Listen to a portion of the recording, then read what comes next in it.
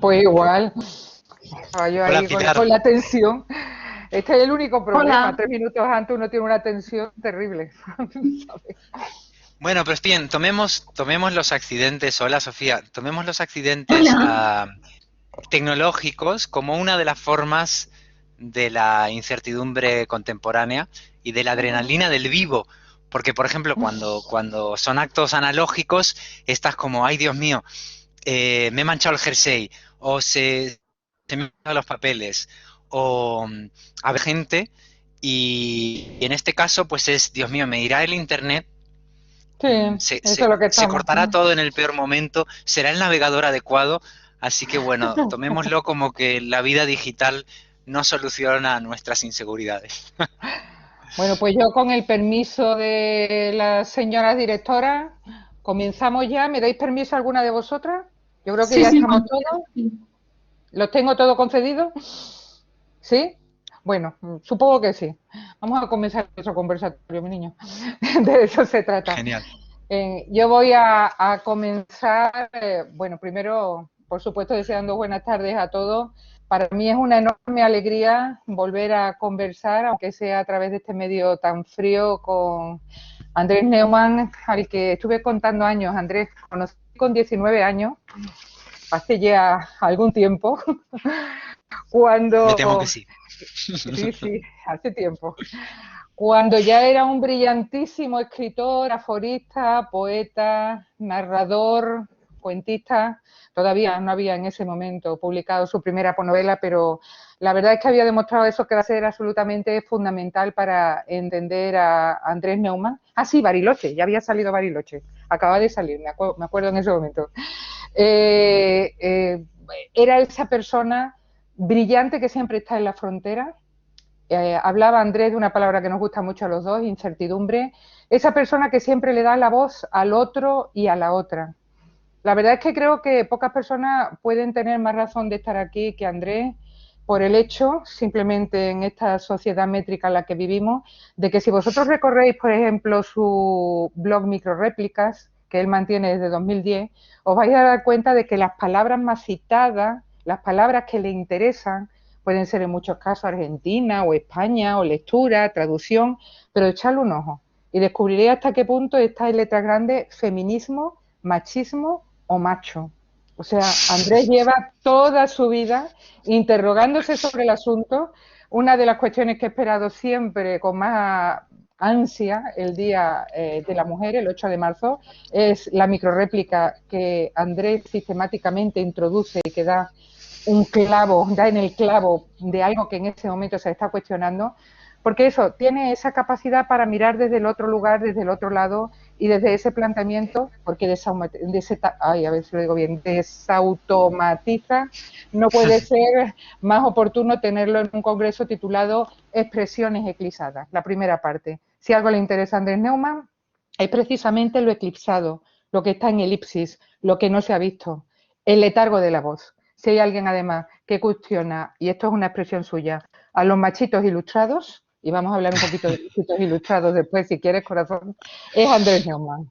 Eso solo hablando de microréplicas, porque por supuesto aquí va a salir la poesía, va a salir el relato, y yo le he pedido a Andrés, así en una comunicación rápida que tuvimos, porque también había pedido el móvil, que si a él no le importaba que nos leyera durante la charla algunos textos para que se vea cuán significativo es su discurso precisamente para hacer que las voces aletargadas salgan a la luz. De modo que con esta presentación, viendo la pertinencia de la figura que tenemos delante, voy a empezar precisamente por esta idea de la desautomatización. Qué difícil. Cada vez que tú haces una poética, y ahí está en 50 porqués, por ejemplo, tu poética de 2012, de 2011, empiezas a hablar de tu necesidad de escribir para darle la voz al otro. Escribes, entre otras cosas, porque quieres ser otro, dar la voz a otro, vivir otras vidas que no será posible en algún momento vivir, porque obviamente solo tenemos una y el tiempo es muy breve. Creo que esa es una de las claves, y luego hablaremos de tus personajes femeninos y masculinos, de cómo eres capaz de ponerte en los zapatos utilizando esa expresión coloquial, pero es que es tan significativa, de quienes hablan de otro modo. Traducir al otro, que también utilizaremos esa expresión. Así que bienvenido, Andrés, y ahí partimos, traducir, ponerse en la piel del otro, escribir en otras vidas, desautomatizar, todo eso eres tú. Comienza cuando quieras, querido. Muchísimas gracias, encantadísimo de esta conversación, Paqui. ¿Se escucha bien? Muy bien. Pues enhorabuena a la organización del Congreso. En primer lugar, sé que tiene que haber sido muy difícil poner en pie y también muy emocionante este monstruo de voces y muy honrado de formar una pequeña parte de él. Mil gracias por acompañarme, Paqui, como siempre. Media vida queriéndonos. Media vida. En cuanto a lo de las voces, que me parece uno de los temas fundamentales de la escritura, en términos materiales y también metafóricos. Yo no siento que tenga ninguna posición de autoridad como para darle una voz a alguien, pero sí, como tú decías, para tratar de traducirla. Siempre me ha parecido que hay una interpretación a veces demasiado identitaria a priori de la escritura, y me explico qué quiero decir con a priori. Creo que sí la escritura construye identidad. La pregunta es si esa identidad precede a la escritura. ¿Es la escritura un reflejo de nuestra identidad y por lo tanto nuestra voz confirma lo que creemos que somos? ¿O solamente mediante la escritura, y eso incluye cambios de número, de género, de punto de vista, de cultura, es cuando se adquiere una voz que no se tenía antes del lenguaje? Entonces creo en la escritura como vehículo de construcción, reconstrucción de la identidad. Y desde ese punto de vista nos vamos acercando más a lo que tú decías de la traducción. Creo que ciertas maniobras drásticas, como por ejemplo cambiar de género a la hora de escribir, hacer una maniobra gramaticalmente trans, que es algo que la ficción siempre ha hecho y el clásico también, eso nos puede ayudar mucho más a descubrir cosas sobre nuestra identidad que marcar un a priori soy un, por ejemplo, hombre blanco occidental de edad mediana, todo eso que sin duda soy y que me define, pero también me limita porque me asocia y me excluye de determinadas áreas que ya están atribuidas, ¿no? Y por ahí empezamos a ver también la escritura entonces como manera de resistencia ante el poder. El poder no es solamente el Estado o Hacienda, o por supuesto que lo es el patriarcado, sino también el lugar común. Y el patriarcado quizás sea el más poderoso de los lugares comunes, ¿no? Que oprime, pero también elimina experimentos. Lo que se supone que debes y no debes hacer, quien se supone que eres y no eres. Y desde ese punto de vista, me parece que la ficción tiene un poder subversivo que tiene que ver con el poder imaginarse que somos otra persona y escribir desde la intimidad de alguien que en realidad desconocemos. Sí. Yo en ese sentido quería hablar porque, bueno, citaros de vez en cuando, porque claro, preparo siempre textos, Andrés explica también cómo escribe, pero son frases hermosísimas que definen esta capacidad de pasar al otro lado. Por ejemplo, cuando Hans y Sophie se enamoran y tienen relaciones en El viajero del siglo, a la hora de hablar de traducción y amor, que siempre intercala las relaciones eróticas y las relaciones de traducción, se habla de este aspecto. Más se daban cuenta, Hans y Sophie, los personajes, de lo parecidos que eran el amor y la traducción. Entender a una persona y trasladar un texto, volver a decir un poema en una lengua distinta y ponerle palabras a lo que sentía el otro. Ponerle palabras a lo que sentía el otro. Por eso me encantaría hablar, por ejemplo, de tus personajes femeninos, Sophie Gottlieb en El viajero del siglo, Elena extraordinaria, utilizando el Eros para combatir la enfermedad en Hablar solos, ese trabajo extraordinario que haces con mujeres fuertes, que muchas veces además son las que interpretan y describen a los hombres. Las mujeres, las amantes de Josie en Fractura. No son los hombres los que la describen a ellas. Entonces me gustaría hablar de estas cuestiones. Perspectiva y las voces poderosísimas de estas protagonistas que, por ejemplo, he mencionado. Sofía y Elena me parecen absolutamente apabullantes. ¿Sí te parece? Totalmente. Las dos novelas que has mencionado nos pueden servir para reflexionar sobre algunas de las cuestiones que has mencionado. Por ejemplo, En el caso de Elena, que es algo que me interesa mucho, con ese nombre de resonancias nada menos que mitológicas, que elegí para ese libro por esa razón, a mí me ocurrió una circunstancia personal que tú conoces, que es que estaba cuidando a mi madre, que estaba enferma muy joven, y tanto mi padre como yo y mi hermano en menor medida que era pequeño la cuidábamos. Y hago este paréntesis personal porque creo que puede ser interesante contar la pequeña genealogía de por qué y para qué se puede cambiar una voz con perspectiva de género, Mm, mm, um, pero con objetivos ficcionales. Hubo una reversión de roles y de punto de vista en mi familia muy estremecedora en el caso de quienes la vivimos cerquita, que fue que mi padre estaba enfermo, tenía un problema cardíaco y mi madre y yo le cuidamos. Hasta aquí la historia tradicional, ¿no? ujú, Mujer cuidando a mi marido con la ayuda del hijo mayor en este caso. Pero mi padre se recuperó y sigue, toco madera, sano, ujú, y mi madre cayó enferma y fue además sin remedio. Y ocurrió muy poco tiempo. De manera que vi como la cuidadora pasaba cuidada y como el cuidado pasaba cuidador. Esa experiencia de ver que no sabes nunca quién es el personaje débil o cuál es el rol mm, del cuidado, quién necesita realmente ese cuidado, me hizo pensar que a la hora de escribir la experiencia del cuidador necesitaba una maniobra en el punto de vista. Intenté escribir desde mi experiencia de cuidador y me di cuenta de una cosa que enlaza con lo que decía de la identidad a priori, que a veces es mucho más opresiva que la identidad imaginada o reconstruida.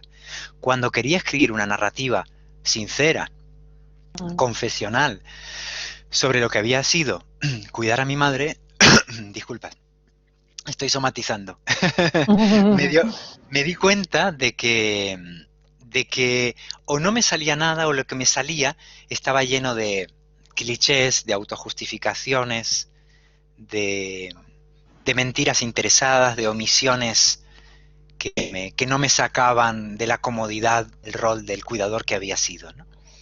Había demasiados silencios y demasiados automatismos en la narración en primera persona, en este caso masculina. De manera que después de darle muchas vueltas, decidí escribir en primera femenina, inventar este personaje que llevó un tiempo construir, que se llamaba Elena, que irrumpió en el borrador, en el primer de ese relato, y se adueñó completamente de la novela hasta el punto de que se convirtió en la protagonista de esa novela que tenía un hueco esperándola. Y lo que quería decir era lo siguiente: nunca me sentí tan sincero, tan directo y tan honesto en cuanto a la narración de mi propia experiencia que cuando me convertí en Elena. Porque tomando una cierta distancia, haciendo ese ejercicio de conversión en otra, en este caso, pude decir lo que en mi propio nombre no me salía por muchas razones. De manera que nunca fui o me sentí yo como cuidador como cuando fui ella. El segundo caso que tú mencionabas era el de Fractura.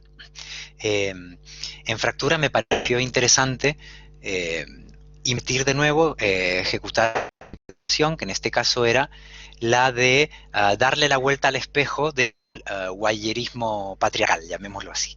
Es decir, los personajes femeninos, los que hay, si son interesantes en la tradición de la literatura, si es que lo hay, porque muchas veces, como sabemos, igual que en esa herramienta que sirve para medir eh, en los papeles femeninos de películas, qué espacio ocupan y cuánto hablan, ¿no? Cuando se hizo esa estadística absolutamente desoladora, que habrá cambiado un poco, pero no lo suficiente. Y se veía que en los grandes clásicos del cine, por ejemplo, pues había más o menos un 20% de ocupación del lenguaje de personaje femenino, o sea que el 80% era palabra de hombre, ¿no? Pues en la literatura pasa algo parecido. Entonces, en lugar de escribir sobre un personaje femenino fantaseado, imaginado, narrado por un punto de vista masculino o por personajes masculinos, lo que apetecía muchísimo era construir un personaje masculino narrado desde un montón de ópticas femeninas. Es decir, que la identidad de mi personaje masculino dependiera del deseo, los olvidos, los malentendidos o incluso los prejuicios de sus compañeras femeninas. Así que el señor Watanabe en Fractura depende casi completamente de lo que recuerdan o no recuerdan, desearon o malinterpretaron las mujeres que lo observan. Es decir, exactamente lo que venimos haciendo con los personajes femeninos desde que el mundo es mundo.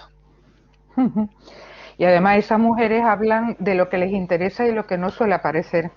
Yo tengo, por ejemplo, aquí para vosotros Violet hablando de las primeras relaciones eróticas y el trabajo de conseguir el placer como un ejemplo preclaro, pero a mí me gustaría más que leyeras tú. Y hablábamos de Elena, por ejemplo, de Hablar Solo, describiendo lo que es un orgasmo, cómo no existen palabras para el orgasmo femenino.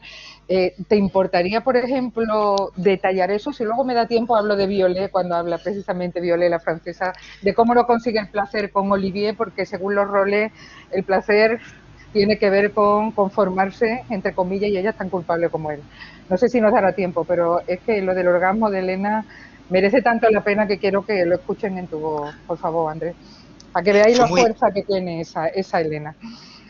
fue muy divertido escribir ese pasaje porque Fantástico.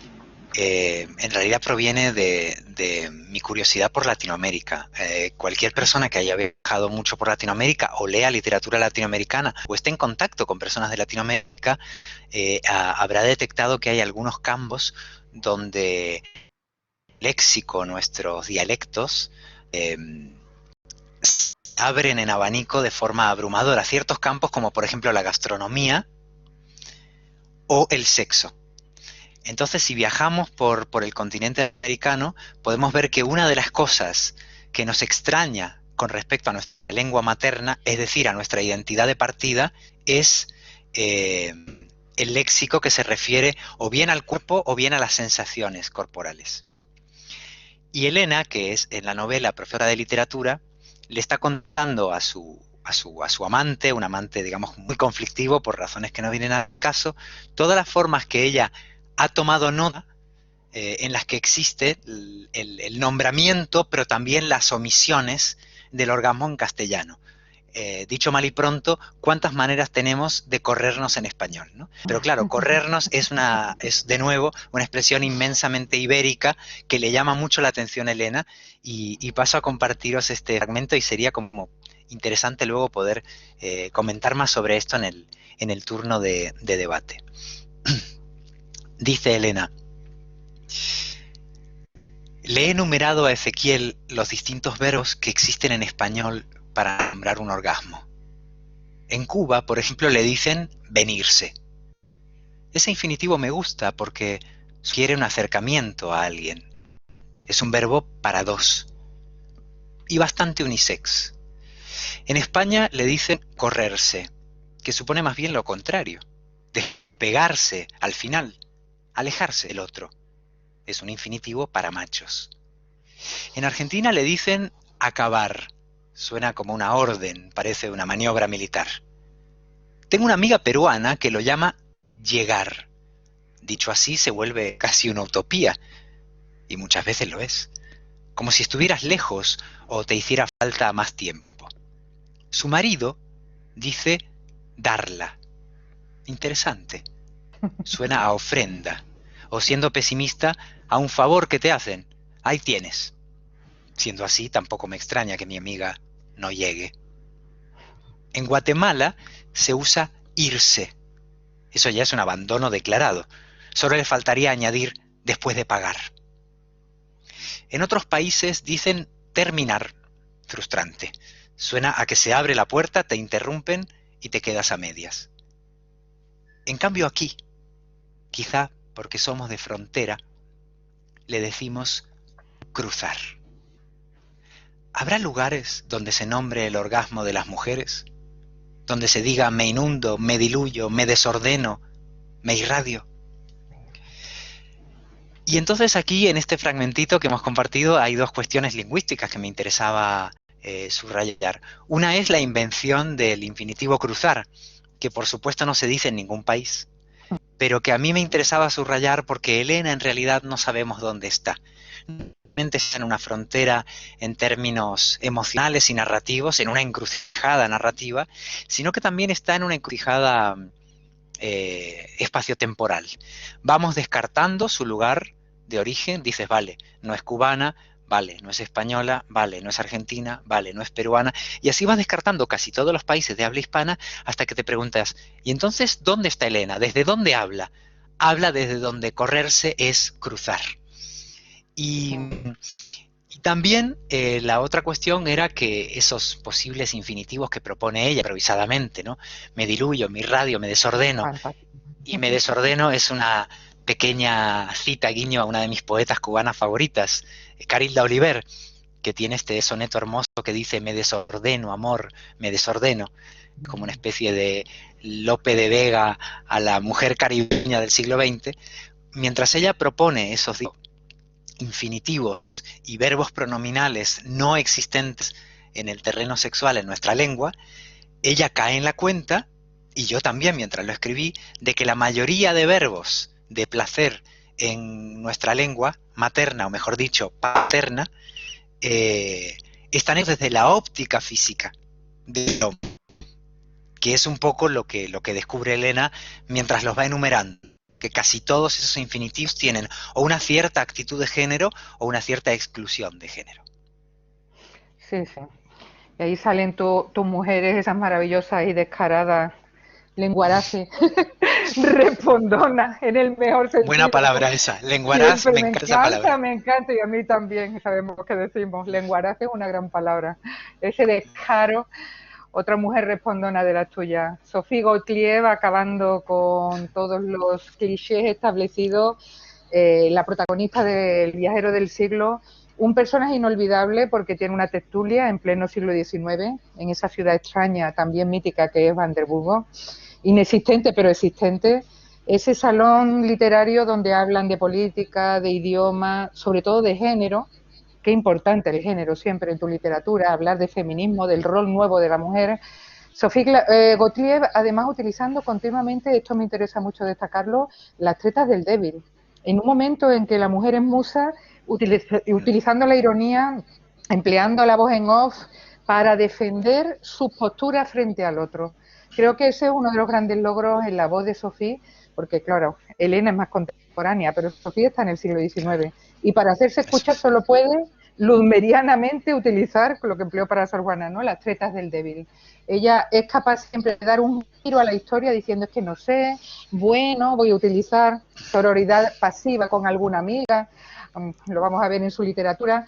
Me interesa mucho que me hables de Sophie Gottlieb porque creo que la pusiste en el siglo XIX y empleó las tetas del débil precisamente para coger la sartén con el mango, por el mango, otro título que todos conocemos. Háblame de Sophie y de esas tretas.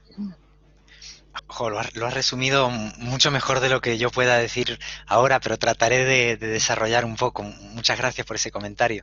Efectivamente, El viajero del siglo sucede en un 19 imaginado y por lo tanto no tenía a mi alcance los recursos que podía tener una novela como Hablar solos, que transcurre en nuestro tiempo y donde una mujer no necesita necesariamente ninguna treta del débil, ¿no? Pero sí que esa especie de falsa modestia irónica que yo creo que es un tono sorjuanesco, prácticamente lo inventa o lo reinventa Sor Juana, es un tono que también utiliza Santa Teresa, esa falsa modestia que va reducido al absurdo a su interlocutor condescendiente. Es fingir que se agacha cabeza ante el padre mientras se lo va refutando implacablemente, ¿no? Eso que Sor Juana hace en la respuesta a Sor Filotea de manera tan genial, ¿no? Y yo estaba pensando mucho en ella, bueno, porque hoy diríamos es un crush que tengo con Sor Juana de toda la vida, de cuando me tocó leerla, admirarla y luego dar clases sobre ella, pues la tenía muy presente a la hora de construir algunos de los monólogos de Sophie Gottlieb. Sophie Gottlieb es, en principio, la anfitriona de su salón literario. Era uno de los pocos espacios donde que a finales del 18, principios del 19, tenían las mujeres para lo que llamaríamos libertad de expresión, que en ese momento no era pública, era completamente impensable que una mujer tuviera libertad de expresión pública, porque todavía se estaba procediendo mediante la escisión privado-público de la Revolución Francesa, ¿no? Siempre me fascina pensar en la velocidad con la que Mary Wollstonecraft reacciona ante los derechos del hombre con mayúsculas. Si vemos las fechas es asombroso, ¿no? Les droits de l'homme son de 1789, y solo 3 años después, en 1792, Mary Wollstonecraft publica A Vindication of Right of Women. Cuando se dice que los siglos XVIII y XIX eran lentos, pues aquí tenemos una velocidad de reflejos increíble, ¿no? Se reescriben los derechos del hombre para que sean humanos con la otra mitad de la humanidad solo 3 años después. Bueno, en una época en que la revolución francesa era política, era pública, era tomar la Bastilla, pero no atacaba la construcción, la estructura de familia, la ideología de pareja, las ideas del amor, eso estaba intacto. Eso seguía siendo preburgués, medieval, o quizá la burguesía era en ese sentido tan patriarcal como el medievo, ¿no? Entonces, en ese momento, digo, donde las revoluciones de las mujeres políticas sucedían sobre todo en el ámbito familiar, que es el lugar a donde el feminismo durante la cuarta ola regresa, volvamos a la estructura de la familia, de la pareja, es ahí donde está la opresión, donde está la política muchas veces invisible. Precisamente en ese momento es en los salones donde las anfitrionas de pronto se podían permitir más discutir sobre política, permitirse opiniones escandalosas. Fui leyendo mucho sobre las anfitrionas de estos salones. Por ejemplo, la madre de Schopenhauer, Johanna Schopenhauer, que era, además de novelista, traductora y periodista, anfitriona de un salón en Weimar, de donde vivía Goethe, y a cuyo salón asistió nada menos que Goethe durante más de una década. Muy interesante pensar que de esa mujer, Johanna Schopenhauer, que se quedó viuda joven, que fue, si no me equivoco, si no estoy mal informado, la primera escritora alemana, seguro, y quizás europea, que haya ganado dinero escribiendo libros, firmando con su propio nombre. Es muy curioso que esa mujer haya tenido el gran filósofo misógino de su época. Es interesante pensarlo así, ¿no? Entonces Schopenhauer, hijo, asistía mucho al salón de su madre y contemplaba esas tensiones políticas que se desarrollaban en ese salón. Sophie, el personaje del viajero del siglo, es una especie de diálogo y de rompecabezas entre las mujeres de esa generación, entre Johanna Schopenhauer, que es un poquito anterior, y todas las románticas alemanas espléndidas, Sophie Mereau, cuyo nombre tomé para el personaje. Sophie Mereau, para mí, que la escribo aquí, es muy importante en la historia de la literatura europea, digamos, porque fue la primera traductora profesional de Alemania. O sea, se ganaba la vida sobre todo traduciendo. Era también una muy buena poeta y se ganaba la vida traduciendo. Clara Schumann, Dorothea Schlegel, todo. Lo que hice con Sophie, que muchas veces me gusta porque me dicen, bueno, es como una mujer contemporánea que retrocede al siglo XIX, ¿no? Hay un cierto anacronismo, es muy moderna. En realidad no, en realidad es como todas las mujeres de vanguardia de esa época. Bueno, pues en esa época se empleaba mucho el tono que tú decías del sermo humilis que poco a poco va avanzando sobre el interlocutor hasta convertirse en subversión. Y hay un fragmentito que si me permites leer, donde se habla de Schopenhauer, y es el momento en que Sophie, de vez en cuando, aparte de moderar la conversación, mete baza y de algún modo resume, refuta, contraviene lo que ha venido escuchando con aparente silencio respetuoso.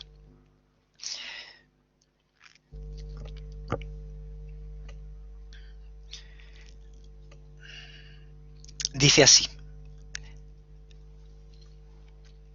Este es un momento en que Sophie ve a una de las salonières, de las personas que asisten al salón, en este caso la señora Levin, que es la esposa del señor Levin, y que guarda un silencio que a Sophie la pone muy nerviosa. Es una mujer que opina poco, que tiende a darle la razón al marido y Sophie trata de que su compañera participe, no lo consigue. Entonces sucede esto. Y así, etcétera, etcétera, con las bocas ondulantes a la luz de las velas, como si el resplandor inflamara sus argumentos, los caballeros del salón siguieron opinando. Sophie los escuchaba con una mezcla de atención e irritación. Apreciaba lo que decían, pero aborrecía lo que omitían. Se fijó en la señora Levin, quieta, ovillada, adherida al hombro de su marido, que gozaba sabiéndose escuchado por ella. Sophie los imaginó volviendo a casa, caminando en busca de un carruaje, ella apoyada en un brazo de su marido, él ligeramente inclinado hacia ella, preguntándole, ¿vas bien, querida? ¿Tienes frío? O comentando, una discusión interesante la de Schopenhauer, esperando a que ella contestara que sí, que había sido de lo más interesante, y que él había dicho cosas de lo más inteligentes, aunque ella no sabía demasiado de eso, y entonces él se erguiría, sujetaría su brazo con mayor firmeza, y le explicaría quién era Schopenhauer, dónde daba clases, qué había publicado. No es tan complicado, sabes, querida. Y así el señor Levin le contaría todo lo que no había tenido oportunidad de decir en el salón, volviendo a ser escuchado, escuchándose a sí mismo. Sophie se retorció los dedos como quien estruja un papel. ¿Y usted, querida amiga?, le preguntó de pronto la señora Levin. ¿No nos dice usted nada? La señora Levin sonrió con extravío. Ella, se adelantó a su marido, está de acuerdo conmigo. ¡Qué feliz coincidencia!, exclamó Sophie. Es verdad, dijo la señora Levin con una pizca de voz. Estoy de acuerdo. Sophie se mordió el labio. ¿Y usted qué, señorita?, la desafió Hans sin perder de vista ese labio. Y aquí viene el monólogo. Yo, contestó Sophie, curvando la muñeca a la altura del pecho, yo, sabios caballeros, me siento honrada solo de escucharlos, porque a nosotras nada nos deleita más, ¿verdad, querida amiga?, que presenciar semejante despliegue de saber. Se pasaría una, ya lo creo, días enteros admirando este viril intercambio de pareceres. Pero este aquí que en pleno arrobamiento me interrogan ustedes sobre Schopenhauer, a mí, siendo tan joven. Y debo confesarles mi sonrojo, porque la sola pregunta me concede un valor inmerecido. Por eso, meine Herren, les suplico que sean indulgentes y sepan disculpar mi escasa formación en estos terrenos. Ya conocen la ligereza con que las muchachas hojeamos a los grandes pensadores.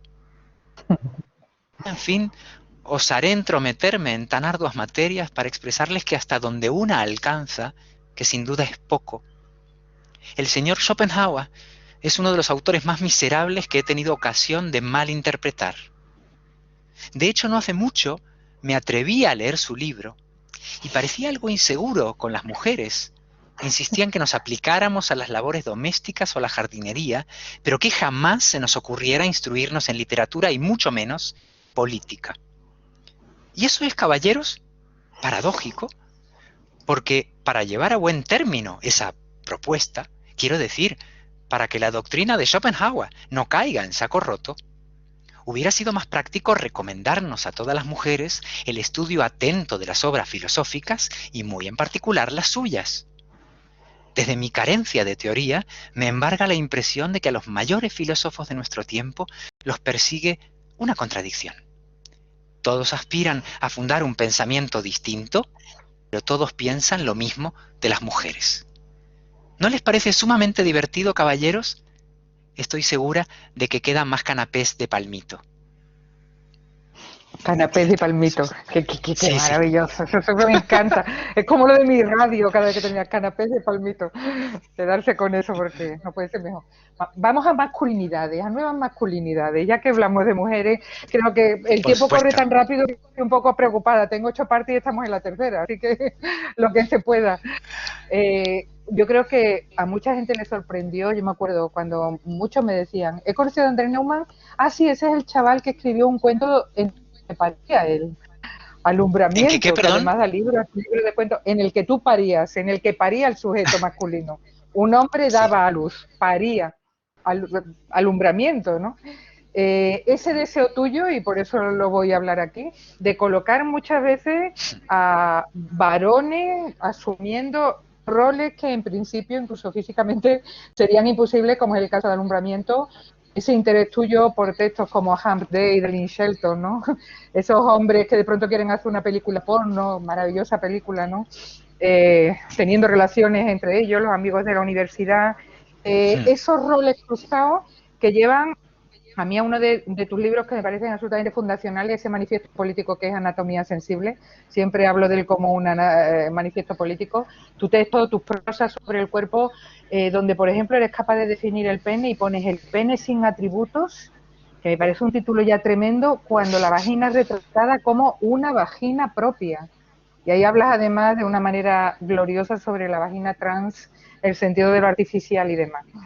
O sea, Andrés Neumann, para concretar, estoy intentando hablar de ese rol de género, nueva masculinidad y cómo piensas con esa imaginación brillante que te dieron los dioses, siempre en ir al otro lado, en cruzar la raya.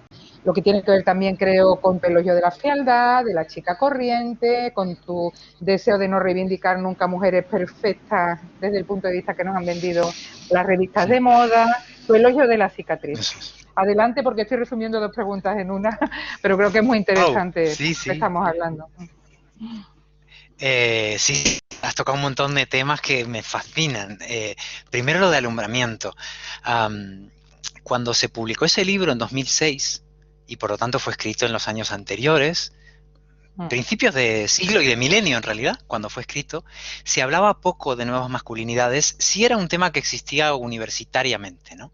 En la teoría académica, las cuestiones de las que estamos hablando siempre existieron, pero no había sentido común, y por eso el lugar del que hablábamos era particularmente expresivo, ¿no? Y yo recuerdo la sorpresa y la extrañeza que en algunas conversaciones con mis compañeros producía un tema que hoy no produce ninguna extrañeza y mucho menos entre chicos jóvenes, ¿no? Esto de que la primera sección de alumbramiento fuese sobre roles masculinos tradicionales parodiados o desafiados. Toda la primera parte de alumbramiento es, por ejemplo, el hombre héroe, el hombre justiciero, el hombre fuerte boxeador. En este caso había un cuento sobre un boxeador, ¿no? Eran roles tradicionales que generaban algún tipo de incomodidad o imposibilidad a su protagonista. Y era una cuestión que, insisto, existía, estaba más que inventada entonces, pero no se escribía mucha literatura, mucha ficción sobre eso.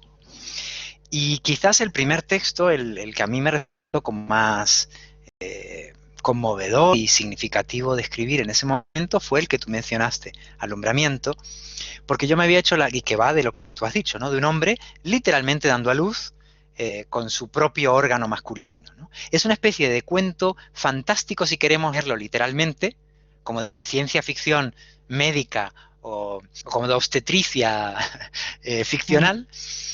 Pero si lo leemos metafóricamente, por supuesto, se trataba de un cuento sobre los roles de género masculinos y de dónde está el límite, si es que lo hay, del rol del hombre, ¿no? Y claro, yo me planteaba, estamos discutiendo, por supuesto, el rol, qué es un rol paterno, qué es un rol conyugal, qué es un rol profesional o político de un hombre, pero en teoría, decíamos, hay un límite con el que se topa la buena voluntad política, que es el biológico, se supone. Digamos, hay una cosa que los hombres nunca pueden hacer, nos decían, ¿no? Que es tener la experiencia de la luz, ¿no? Entonces yo pensaba, ¿no sería maravilloso, si no en la práctica, que ya está sucediendo en la práctica, ahora me voy a referir a eso, pero si no en la práctica, ¿no sería maravilloso escribir sobre esa supuesta imposibilidad biológica? Porque muchas veces la construcción de las identidades de género precisamente se han hecho desde pretextos biológicos. Siempre hay un pretexto para poner un límite en el rol de género. Alguien dirá, bueno, pero es que los hombres no pueden parir, insisto, ahora iremos, porque sí pueden. Pero desde que existe la ciudadanía trans, pueden. Y el otro día, cuando vi un titular, creo que fue en el diario.es, de una mujer trans, no, de un hombre trans, era un hombre trans, que acababa de tener un hijo. Y el titular era, de este hombre trans. Los hombres podemos parir y eso es algo que la sociedad tiene que aceptar.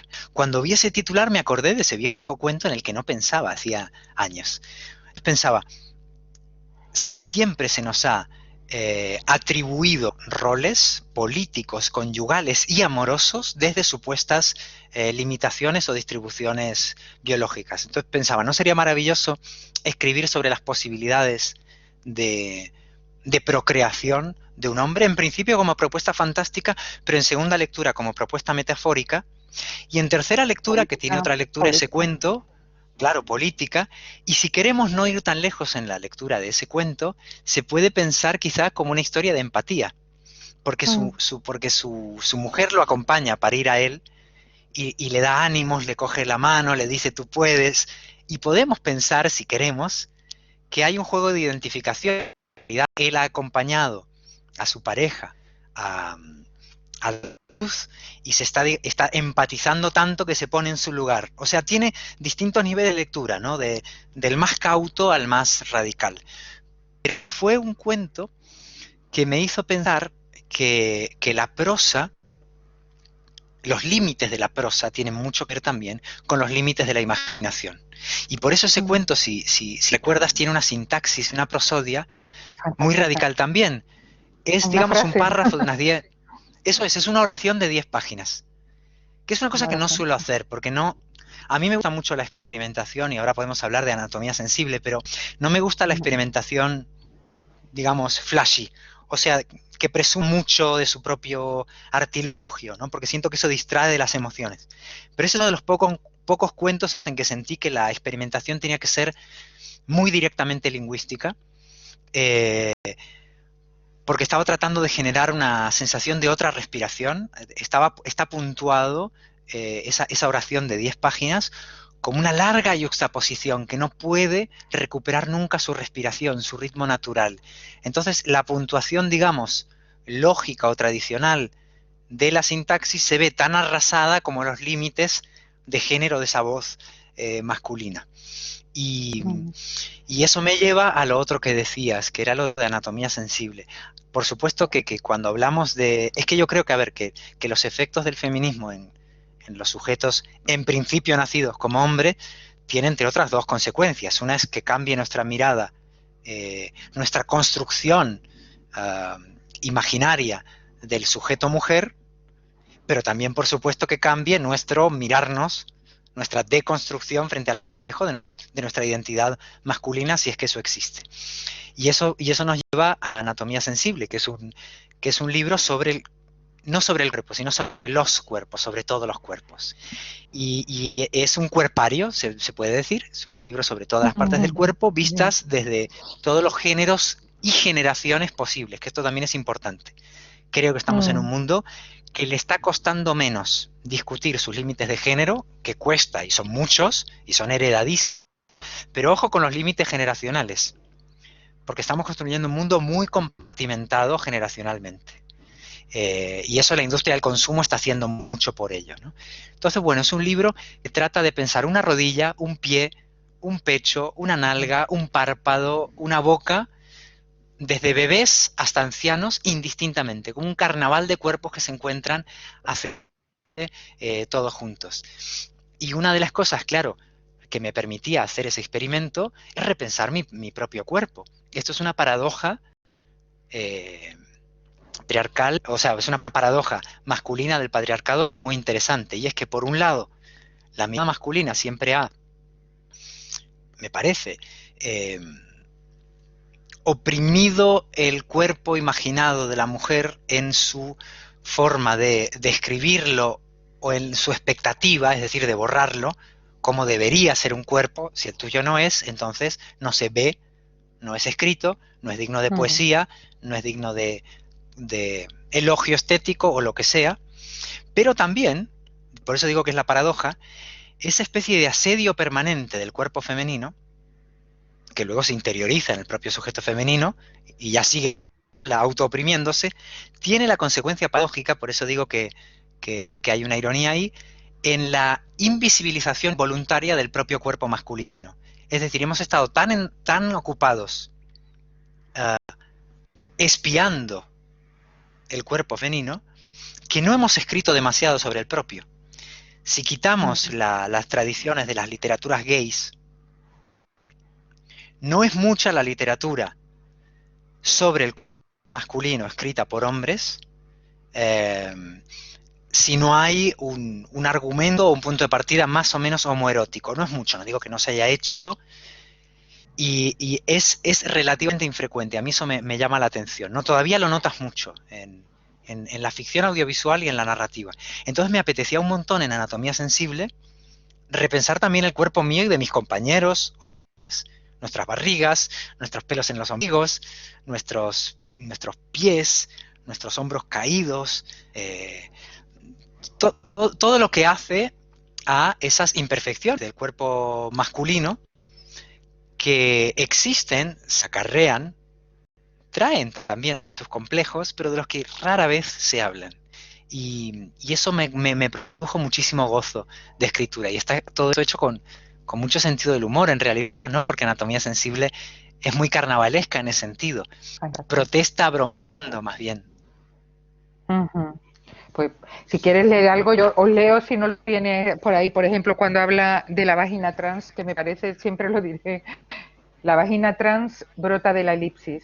Quienes la descalifican por artificial olvidan que no hay nada más natural que la voluntad humana. La sintética belleza de esta vagina se prolonga en sus ecos. Ha vivido ambas caras, ha sentido el otro lado. A mí me impresionó tanto cuando leí eso que pensé en Tiresias y esa defensa que siempre hace, bueno, con esas capacidades que tiene. ¿Quieres leer algún texto de anatomía en ese sentido o nos quedamos por aquí y continuamos hablando de lenguaje? No, me encantaría porque el fragmento que acabas de leer de la vagina trans, que es un fragmento que me costó mucho, porque esto también quería decirlo. Cuando escribimos sobre esto, nos topamos con nuestras limitaciones, no ya literarias, que son muchísimas, sino, o sea, técnicas, verbales, expresivas, sino con nuestras limitaciones ideológicas. Es decir, todo esto de lo que estamos hablando no se hace sin mediar un montón de aullidos del inconsciente, contradicciones internas, pasos en falso. O sea, es súper interesante, al menos a mí me pasa como hombre, cuando te pones a escribir estas cosas, en la cantidad de patas que metes. Pero es que esas meteduras de pata son iluminadoras. O sea, tú vas a releer lo que escribiste sobre esta cuestión hace X tiempo o ayer y de pronto te ves en todas tus contradicciones, en todas tus malcrianzas, y eso es mucho más rico que escribir desde tu lugar atribuido, porque ahí te equivocas menos, ¿no? Entonces, quiero decir con esto, asumo que al meterte en estos terrenos te puedes enlodar muchísimo y proferir barbaridades o incluso tirar piedras contra tu propio tejado. Pero es que tirar piedras contra el propio tejado es uno de los actos de libertad mayores que existen, ¿no? Entonces, bueno, con todas estas salvedades, el fragmento que tú leíste de la vagina trans, que recuerdo haber estado trabajándolo durante muchos meses y seguro que no quedó bien, me lleva a una cuestión que me interesa mucho. Si tomamos el prefijo trans, está mucho en la historia de la literatura, en la literatura clásica, de una manera muy interesante, y no sé si se ha hecho demasiado, supongo que sí, porque se ha hecho todo ya, una lectura trans de la mística. Está lo escribo aquí, estar transidos, ¿no? Transmutación, ¿no? Hay un montón de palabras escritas desde el patriarcado místico que hablan de eso, ¿no? De cuando el alma migra a otro cuerpo o cuando el cuerpo y el alma no son la misma cosa, al borde, ¿no? del género líquido.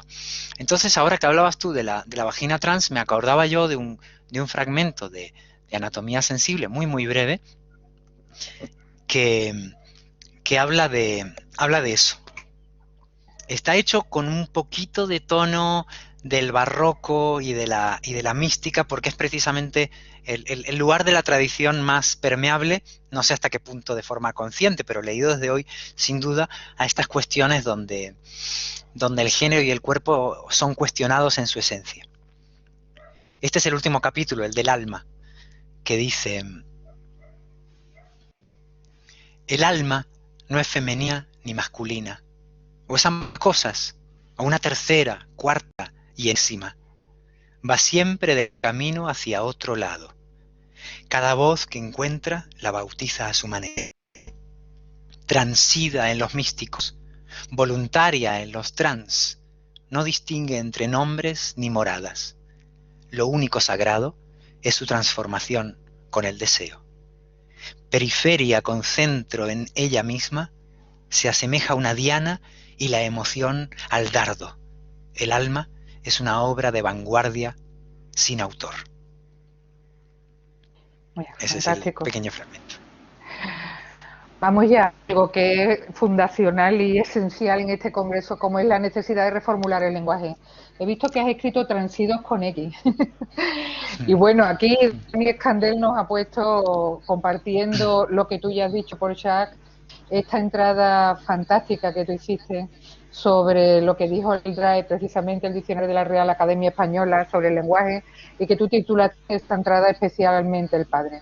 Querría escucharte hablar sobre esa necesidad de reformulación, pero sobre todo que leyeras ese texto, André, porque casi todos somos filólogos, somos muchos filólogos, no digo casi todos, Sí. aquí hay psicólogos, filósofos, historiadores, historiadoras.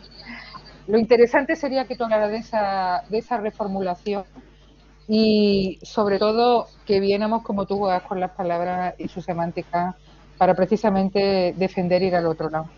Adelante. Pues sí, quería decir que una de las cosas que me encantan de este congreso, y se lo he dicho a las organizadoras, a Laura, Pilar, Sofía y a todas las compañeras y compañeros que han estado detrás de esto, que una de las cosas que más me gustó desde el principio del planteamiento del congreso es no querer reforzar un lugar común de los estudios filológicos, que es la separación de lengua y literatura. Esto de que nos especializamos en lengua, nos especializamos en literatura, e incluso hay hasta un cierto divorcio, ¿no? Como que los literatos, los que tiramos más para la literatura, rápidamente decíamos, bueno, queda claro que la sintaxis funcional no es lo nuestro, que la historia de la lengua nos va a costar porque es un hueso. O sea, es la eterna división. Vivimos mutilándonos con un cuchillo que se llama dicotomía. Pero es entre ciencias y letras. Entonces, eres un mico de 10 años, ¿vale? Y ya sabes que eres de ciencias o eres de letras. Es decir, que la mitad del conocimiento no te concierne. Pero eso no acaba ahí. Cuando reconoces que eres de letras o eres de filología, entonces rápidamente tienes que elegir entre lengua y literatura. Elegirás entre, yo qué sé, Edad Media o siglo XX.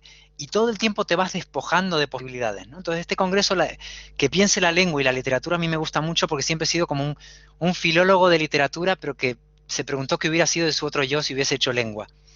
Porque me gusta mucho la lingüística, me fascina muchísimo. Entonces empezamos por esa entrada del DRAE y ahora nos ponemos a reflexionar un ratito sobre esta cuestión que me parece más radicalmente urgente que nunca. Digo, la del repensar no solo la lengua, sino la lingüística desde un punto de vista de género. Hace ya tiempo como veo, 8 de marzo de 2012, o sea, el 8M de hace 9 años ya casi, escribí esta pequeña entrada que no es fácil de leer en voz alta, disculpad, porque tiene un montón de paréntesis, pero voy a intentar leerlo como se pueda. Es como una larga frase llena de paréntesis sobre las que contienen las definiciones del DRAE de por entonces. Creo que esta acepción a la que me voy a referir, de huérfano o huérfana, se corrigió en la última edición. Esta es entonces una sátira de la penúltima edición del diccionario académico, que es un libro de consulta permanente para todo el mundo de todas formas, pero consulta implica crítica, ¿no? Todo esto venía a que de pronto me di cuenta de que la definición de huérfano, en su primera acepción hasta la penúltima edición del DRAE, decía 1, huérfano, huérfana. Es increíble esto, ¿eh? 1, a quien se le han muerto el padre y la madre o uno de los dos, especialmente el padre. Es decir, que yo, que perdió a mi madre, soy un poco menos huérfano que quienes hayan perdido al padre. Y yo me preguntaba, más allá de ser patriarcal esta definición, alguna razón tiene que haber, es obvio, ¿no? Pues la razón, me imagino, es que en un momento, cuando se redactó esta acepción, el proveedor económico del hogar era el padre. Entonces la orfandad de la fuente económica era incluso más grave, no por razones emocionales, sino económicas. Bien, esa es la razón por la cual hasta el siglo XX esa definición podía tener algún sentido. Pero mi pregunta era, ¿qué hace esta definición como acepción 1 del DRAE a finales del siglo XX, principios del XXI. ¿Por qué se tardó en decir que la alcaldesa era algo más que la esposa del alcalde? Mi pregunta como lingüista sería, ¿por qué el diccionario de la Real Academia se da prisa en incluir palabras pedorras que provienen de la tecnología o de los nuevos léxicos digitales cuya duración no se conoce, contraviniendo el principio lingüístico de que se entra al diccionario cuando se está asentada esa palabra? Pero una definición que convierte a la mujer en sujeto mantenido y que no pertenece al mercado laboral, que es una realidad que tiene más de 100 años, eso no había prisa por corregirlo. ¿Cuáles son los tiempos de la academia, no? Entonces, bueno, el fragmentito que os voy a leer se llama Especialmente el Padre. La Real Academia, que no es ninguna fulana, fulano, fulana. 1. Alguien cuyo nombre se ignora o no se quiere expresar. 5. Prostituta. Sino una autoridad en la materia, nos ha hecho el honor.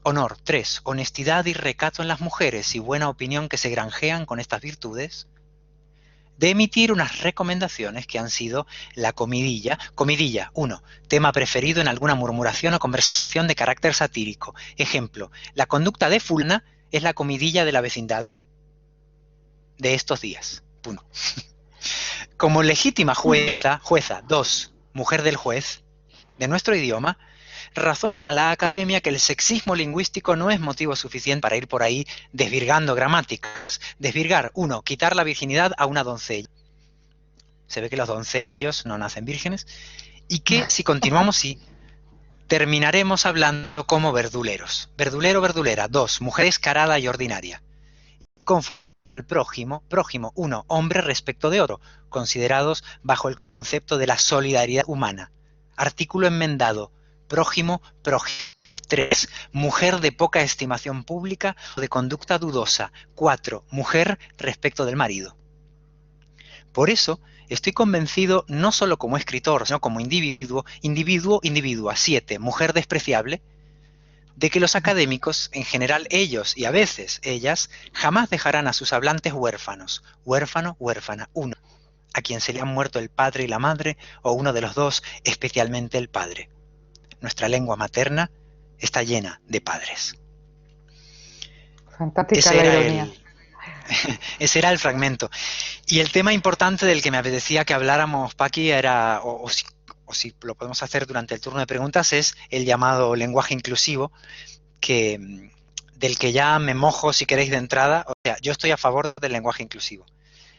Porque me parece que la cuestión no es lenguaje inclusivo sí o no. Eso me parece una pregunta vieja, ya.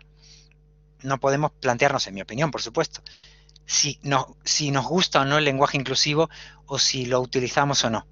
Llegamos tarde a esa dicotomía. Esa dicotomía, el uso ya la ha barrido. La pregunta, en mi opinión, es ¿cómo?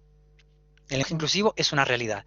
Si no la asumimos y la elaboramos literariamente, si no nos hacemos cargo del lenguaje inclusivo con sentido poético y también cumpliendo principios de la lingüística, que son la economía y la síntesis, si no nos hacemos cargo de forma económica, sintética, y añado como escritor, elegante y hasta hermosa, ¿por qué no?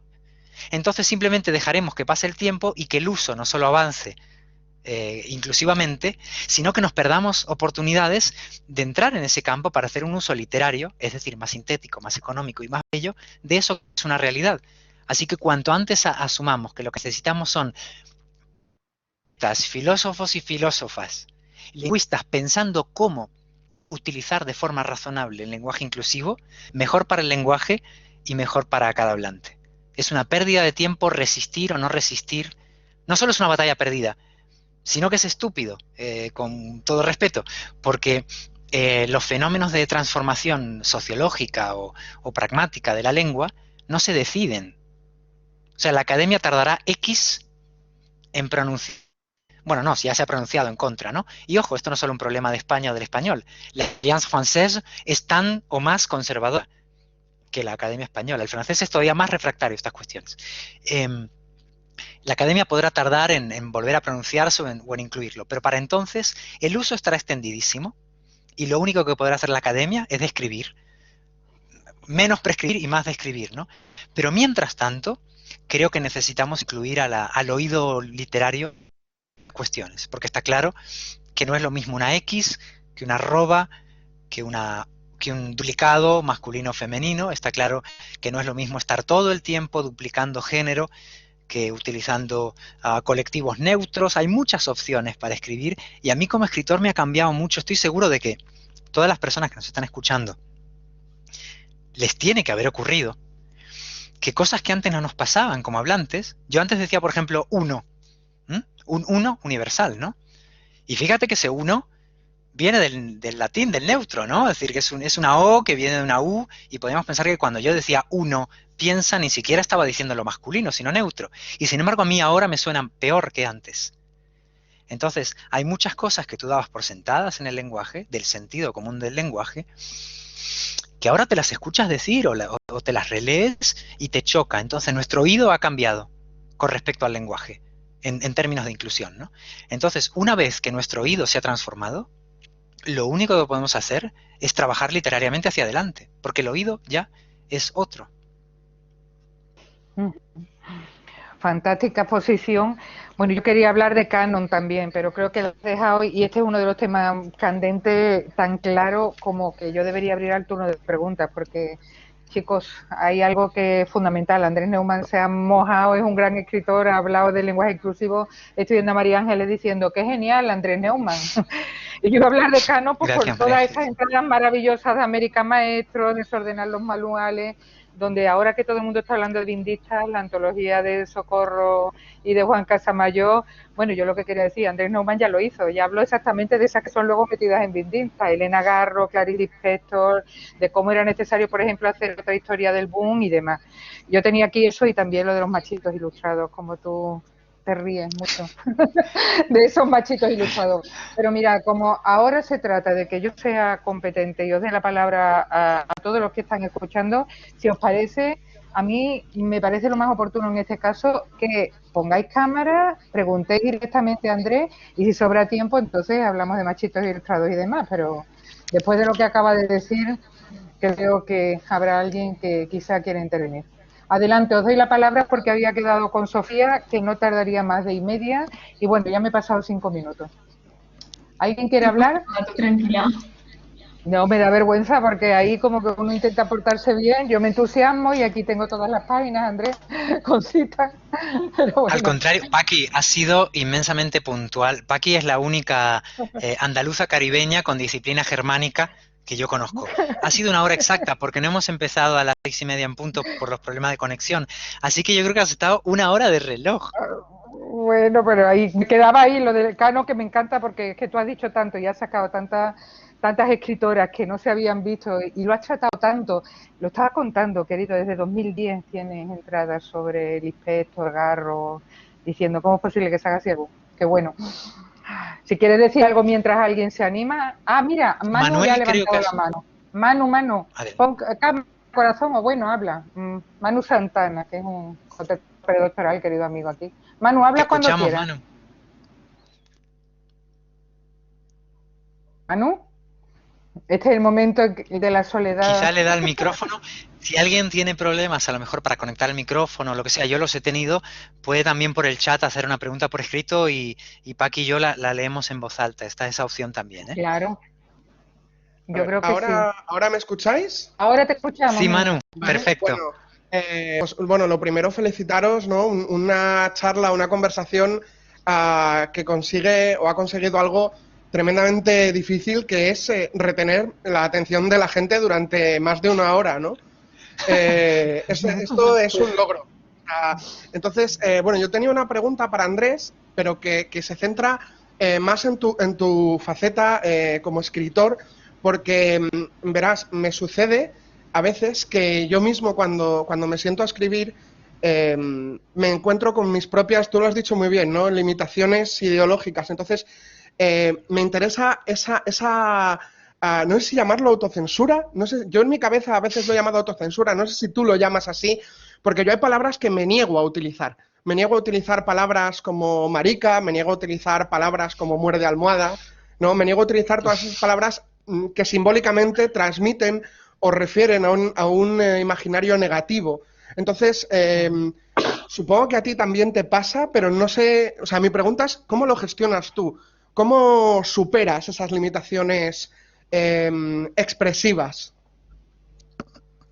Muchas gracias, Manu, por la pregunta y por la honestidad de la pregunta, porque la autocensura es algo que nos sucede a cualquier persona que escribe o que habla. El lenguaje está hecho de censura también. El lenguaje funda realidades y eso quiere decir que al nombrar deja un reguero de silencios. Pero digo, eso no es ni siquiera un problema, es la función del lenguaje, elegir qué decir, por lo tanto, elegir qué callar. Y si eso además lo elevamos a reflexión política, es inevitable que cuando hablemos estemos eligiendo callar y lo que es peor, callándonos sin saberlo, ¿no? Que es básicamente lo que nos ha enseñado el patriarcado, ¿no? Hay autocensura, y yo creo que todos nos autocensuramos y quien diga que no está haciéndose el machito, probablemente, ¿no? Claro que nos autocensuramos. Yo trato de no autocensurarme demasiado e intento que la autocensura no me traicione más de lo que soy capaz de darme cuenta. Para eso la relectura es muy importante, ¿eh? Porque en el acto de habla el inconsciente siempre es más fuerte y más ágil y más veloz que tú. Por eso es inconsciente. O sea que nadie puede aspirar en primer nombramiento a detectar sus propios silencios, pero la escritura tiene esto maravilloso que no tiene el habla, y es que es un hablar muy poco a poco la escritura. Entonces ya ahí sí vamos siendo más responsables, desde la lucidez que tengamos, de trabajar un texto, de releerlo, de mirarlo desde distintos ángulos y viendo qué le falta, qué calla o qué le sobra. Tú te referías a ciertas palabras o vocablos hechos de exclusión, como por ejemplo marica o zorra o lo que sea, ¿no? Yo creo que no hay vocablo que no tenga su oportunidad literaria. El asunto es cuándo la decimos.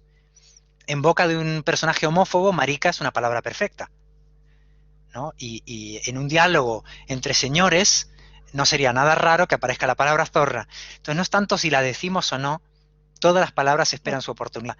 El asunto es con qué grado de conciencia política la utilizamos. Y de hecho, como sabes, muchas veces, del mismo modo que decía Paqui lo de la estrategia del débil, es decir, cuando el sujeto femenino parodia el lugar subalterno y lo utiliza como estrategia retórica, también está como los colectivos han ido tomando muchas veces palabras del orden despectivo como las que tú has mencionado y las ha convertido en bandera. Y con maricón ha pasado hasta cierto punto, ¿no? Cómo se vuelve una palabra en clave de cierto colectivo. Es también interesante ver cómo es justo la palabra marica ha evolucionado desde la época de Lorca, ¿no? Los poemas de Lorca sobre los maricas no significa lo mismo en boca de una persona o una voz del colectivo que de fuera, pero creo que en realidad más interesante que suprimir ciertas palabras, que está bien que suprimamos en nuestras conversaciones en nuestro propio nombre, es interesante saber en qué momento literario o poético esas palabras merecen ser repronunciadas desde otro lugar, claro. No desde el lugar acrítico, sino sabiendo qué carga traen y hacernos cargo de ella. Y también inventar otras, como decía Elena, ¿no? ¿Cuándo cruzaremos? ¿Cuándo diríamos cruzar? Darío tiene otro... Lo que decía Raquel Olea, la lengua víbora, ¿no? Que una palabra como zorra utilizada por una mujer se pueda convertir en Diamel Altit, por ejemplo, en lengua que envenena, con lo que desactiva y convierte al sujeto precario en potente. No acabar con las palabras, sino que esa palabra envenena. A mí esa idea de la lengua víbora me parece fascinante y realmente puede ser, ¿no? Pero perdón, estoy hablando y veo que hay un chico. Darío Guerra ha levantado la mano. Sí, yo debo moderarla. Perdón, Darío, perdón. Nada. Buenas tardes, ¿se me escucha bien? Sí. Muy bien, Darío. Buenas tardes. Vale, pues tendría una pregunta sobre el lenguaje inclusivo. O sea, ¿cómo se podría incluir dentro de la sociedad el lenguaje inclusivo a través de la literatura? O sea, normalizarlo no solo para el colectivo, porque en el colectivo sí se utiliza. El problema es ya el resto de la sociedad, porque no sé si existe en la actualidad alguna obra escrita en lenguaje inclusivo o no lo sé, pero la verdad sería maravilloso. Yo la verdad a veces pienso, yo escribo también y a veces pienso en llevarlo a cabo, pero se ha dicho en la charla que siempre hay una autocensura por el que dirán, o si lo leerán o cambiarán de opinión por simplemente por el lenguaje. No sé no sé qué piensa usted. No hace falta que me trates de usted, Darío, gracias, pero eso ya no es respeto, eso es envejecimiento. Somos todos tú aquí, Darío. O vos, si Perdón. querés somos vos. No, no, lo comprendo, si es que tengo esta costumbre de envejecer y no me doy cuenta. Darío, mira, me parece súper importante lo que comentas. A ver, lo que pasa es que cuando decimos el lenguaje inclusivo, ojo, no caigamos en el peligro de creer que sabemos lo que es. Lo inclusivo es una intención y una conciencia. La conciencia de que el lenguaje excluye voluntaria o involuntariamente. Y diría, lo más importante es lo que excluye involuntariamente. Es que el lenguaje patriarcal no consiste en un señor de Vox diciendo, no voy a nombrar a las tías. Lo sabrá. Allá ellos. La isla los aplastará. Lo verdaderamente, claro, es que no tenemos ni que preocuparnos por ellos, serán aplastados. El problema no es ese, el problema es nos damos cuenta. Cuando no nos damos cuenta. Entonces, esas son omisiones involuntarias. Entonces, ¿qué es el lenguaje inclusivo? Bueno, yo no soy nadie para decir qué es, pero quiero decir, soy consciente de que tiene muchas manifestaciones. Entonces, antes de plantearnos, Darío, si lo utilizamos o no en literatura, había que plantearse cómo lo utilizamos. ¿Es la X una solución tipográficamente elegante para un libro de poemas?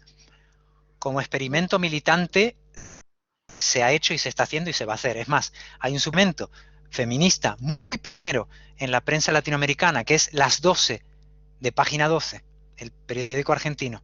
Se llama Las 12, y que hace ya 20 años. Que yo sepa, es el primer suplemento de prensa diaria feminista que existe en Latinoamérica. En el contexto de ese suplemento, por ejemplo, la artículos de opinión es moneda común. Pero el contexto de ese suplemento es en código feminista, en código de género. Ahora, ¿quiere decir eso que si yo estoy escribiendo un soneto voy a utilizar la X? A lo mejor no es la mejor solución.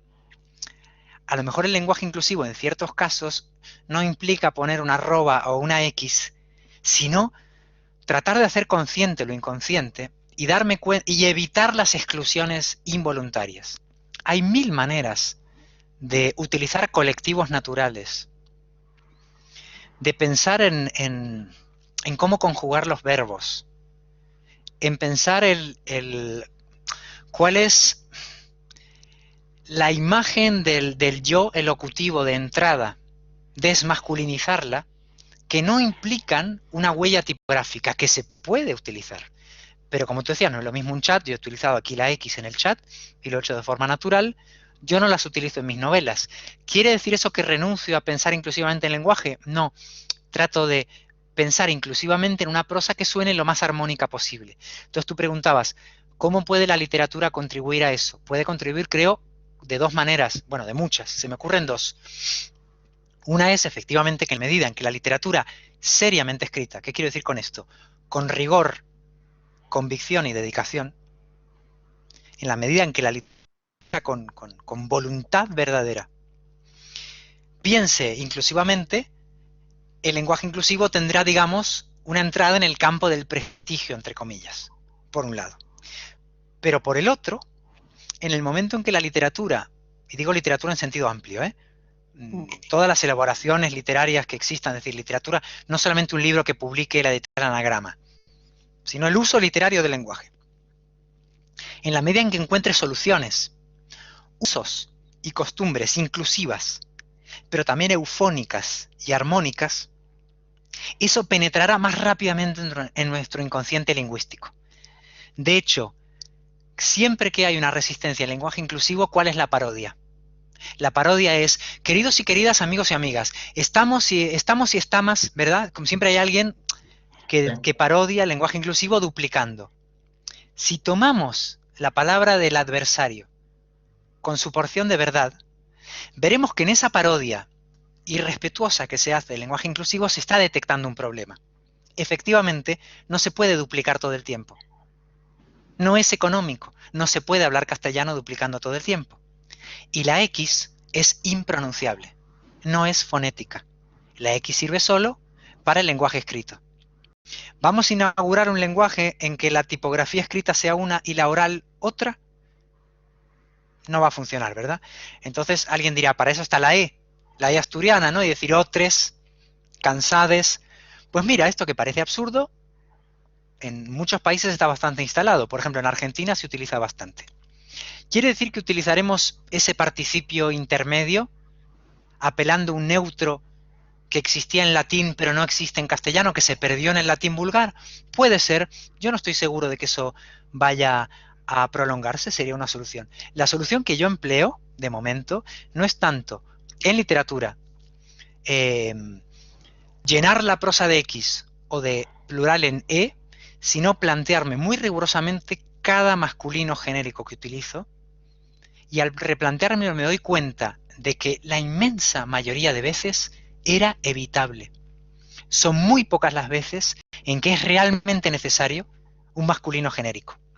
Entonces, cuando siento que honestamente he exprimido todas las posibilidades y tengo que usar un masculino genérico, lo uso. ¿Por qué? Porque creo que el lector, y sobre todo la lectora, no estoy seguro de que necesite que todo el tiempo se feminice o se duplique. Lo que creo que, por lo que hablo con mis amigas, necesitan es que el texto haga ver que sabe que el género es diverso, que no dé por sentado el género de partida. Y en el momento que hay una noción de diversidad, que el género tiene, que a veces se feminiza, que a veces se masculiniza, que a veces es genérico, que a veces no, hay una interlocución más amplia. Entonces, creo, en mi opinión, que se trata de diversificar, por un lado, de emplear el oído poético por el otro y sobre todo de planteárselo mucho como problema.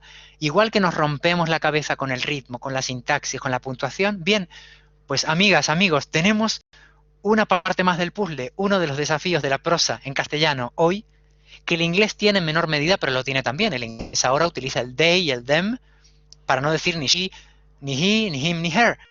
Pero claro, como el inglés no tiene elegir género todo el rato, pues las lenguas romances tienen esto de masculinizar y feminizarlo todo.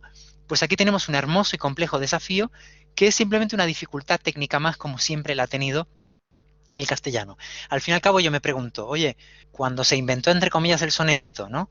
Y le transmitieron la buena nueva a Boscán y Boscán se lo contó a Garcilaso, eso de contar sílabas y pensar el acento en la sexta y en la décima no debió ser tan fácil, ¿no? Yo me imagino a un señor que escribía en octosílabo, con rima en los versos pares, pensaba en 8, y le dicen, no, esto es una cosa estupenda, en 11 es un metro impar, poner el acento en la cuarta o en la octava, o en la tercera y en la séptima y no sé qué, y entonces es un heroico, y luego está el sáfico, y habrá quien habrá dicho, mira, perdona, así no hay Dios que versifique, es que el español no está hecho para eso, no está hecho para eso. Bueno, pues ahora nos pasa lo mismo, nada, no se puede escribir en español, si te pones a pensar en esto no se puede escribir. Claro que se puede, es cuestión de pensar poéticamente. Sí. De acuerdo. Muchas gracias. La verdad, me ha encantado Bueno, su perspectiva, la tertulia en general, la verdad, mi enhorabuena. ya Muchas gracias, sabéis, es lo David, que a ti produce por Andrés. estar Yo ahí. nunca lo he sentado que no haya ocurrido esto. ¿Queréis decir alguna cosa más, querido? Me Querida. encantaría que escuchar más intervenciones, si puede ser, si alguien tiene algo que decir. Sí. Yo tenía aquí absolutas citas que son fantásticas, ¿no? Porque realmente refleja muy bien lo que hablamos. Yo como, a ver, como Bueno, latinoamericanista, leeros por lo menos algunos trocitos para que veáis cómo piensa Neumann. En esto de desordenar los manuales, yo que soy latinoamericanista. De eso que llamamos boom, aprendí el abismo entre los rótulos y las obras. ¿Qué tiene que ver Lezama Lima con Onetti? ¿Por qué García Márquez y Vargas Llosa sí, pero Puig no? Me encanta tu defensa de Puig, siempre la hace. Porque si uno nació en el 27, García Márquez, y Vargas Llosa en el 36 sí, y Puig del 32 no, y te encargas es que es siempre de decirlo. incomprensible, es que es incomprensible. ¿Cuándo maestros como Di Benedetto o Ribeiro seguirán fuera de la foto? ¿Por qué en el retrato generacional, y a esto vamos, rara vez figuran poetas habiéndolos brillantes? ¿No resulta sospechosa que Elena Garro, María Luisa Bombal, Rosario Castellano, Clarice Lispector apenas aparezcan en las viriles listas de sus contemporáneos? Y esto se ve tanto en tu literatura. Oírte hablar de esto, de desordenar los manuales, o cuando te metes con Julio Cortázar y hablas de la imagen de Alana, tú que eres cortázariano también, esa maravillosa estatua mutilada que es el personaje de Alana en Orientación de los Gatos, ¿Qué mirada desde muy pronto tuviste tú tan sensible a esta problemática que estamos debatiendo acá, ¿no? La crítica a la maga, cuando en mi generación, tú eres mucho más joven, siempre se defendió el personaje de la maga, la crítica a Lana, la reivindicación de otros personajes de Cortázar, eso es sensibilidad, a eso me refiero, ¿no? Y con Cortázar Pues, lo viste muy bien. Paqui, pues mientras alguien, en cuanto alguien diga algo, levante la mano, comente, Sí, inmediatamente pasamos a debate, pero recojo el hilo mientras tanto. Estaba yo pensando, ¿y por qué me interesaba esto desde siempre, siendo que yo no tuve una educación feminista, especialmente feminista? Es verdad que tuve una relación especial con mi madre, que era una mujer muy especial, que se dedicaba al arte, pero que no era particularmente, creía ella, feminista, ¿no? O pertenecía a la generación de mujeres que no se sentían en el derecho de declararse feministas. Digo, es solo por mi madre. Mi madre sin duda influyó, pero sin duda. Pero pienso, ¿por qué? Y mi respuesta de psicoanálisis barato, al que tengo pleno derecho porque nací en Argentina, entonces tengo pasaporte argentino y derecho para el psicoanálisis barato. Creo que es precisamente porque no la tuve. Creo que cuando tienes una educación muy machista, te pueden pasar dos cosas. Las dos cosas son drásticas, ¿no? O reproduces hasta que mueres, o en algún momento el guito se te cae, o sea, te cae en la cabeza, por su propio peso, por su propia opresión, ¿no? Y a mí me tocó ir a un colegio solo de varones. No religioso, era laico, pero solo de varones. Y era curiosamente la escuela en la que Cortázar hizo sus prácticas de maestría, la escuela Mariano Acosta. Era una escuela pública, no privada. Digo esto porque es un perfil de escuela que en esa época en España no existía. Entonces, si digo un colegio solo de chicos, te imaginas como un colegio privado de los maristas, tal. Nada que ver. Era un colegio público, laico, pero solo de chicos. Estas extrañas cosas de la progresía porteña, ¿no? Mis padres me mandaron allí, mi madre y mi padre me mandaron allí porque que quedaba súper lejos de mi casa, en realidad. Yo viajaba 1 hora y pico cada día, porque enseñaban bien francés. Y ya sabes que la generación de mis padres era muy afrancesada, todavía, ¿no? Entonces, lo único que saqué de ese colegio fue hablar francés. Pero en el camino viví una cosa que con el paso del tiempo y del psicoanálisis barato me he dado cuenta que me hizo mucho daño, fue convivir varonilmente las 24 horas al día durante 7 años de mi vida. Y en ese colegio, que era como una sobreactuación patriarcal, años 80, Buenos Aires, del barrio del Once, un barrio, ¿no?, de clase trabajadora, todo niños todo el tiempo, yo me recuerdo sufriendo mucho. No tenía ni idea de por qué, ¿eh? Claro, un niño argentino de los años 80 no decía, Dios mío, el patriarcado me oprime, o me hace sufrir, o me hace ponerme en un rol que no es el mío. Claro, yo ni sabía por qué era, pero me doy cuenta que lo pasaba mal, ¿no? Y construyendo esa experiencia, que no solo yo tenía comportamientos inmensamente patriarcales, ¿no? Entonces, digamos, cuando tienes una exposición excesiva, por alguna razón, al patriarcado, te puede pasar esto de pronto, que tomas el pensamiento de género no como una herramienta condescendiente para decir, chicas, vosotras también tenéis derechos, sino porque es que necesitas hacer algo tú íntimo con eso. Porque a ti, claro, en menor medida, no digo que como una mujer, pero que también te ha hecho tu daño en la medida en que te ha marcado mucho un modo de identidad que de pronto dices, no me deja ser. Es que este modo de mirar, de mirarme, de hacer, de pensar, no me deja demasiadas cosas, ¿no? Pues entonces, sí, bueno, verdad. quizá tenga que ver con eso. Que ver con con eso de seguramente. Bueno, ahí va a haber un Telmo brillante que va a ser educado como debe. Ojalá. Alguna mano, Ojalá. queridos, tengo que ponerme en la toma de corriente, porque es el Mac aquí de mi caballero y me pone, el Mac entrará en reposo en breve, tengo que ponerle la toma de corriente. Sofía, una pregunta. ¿Tenéis alguna...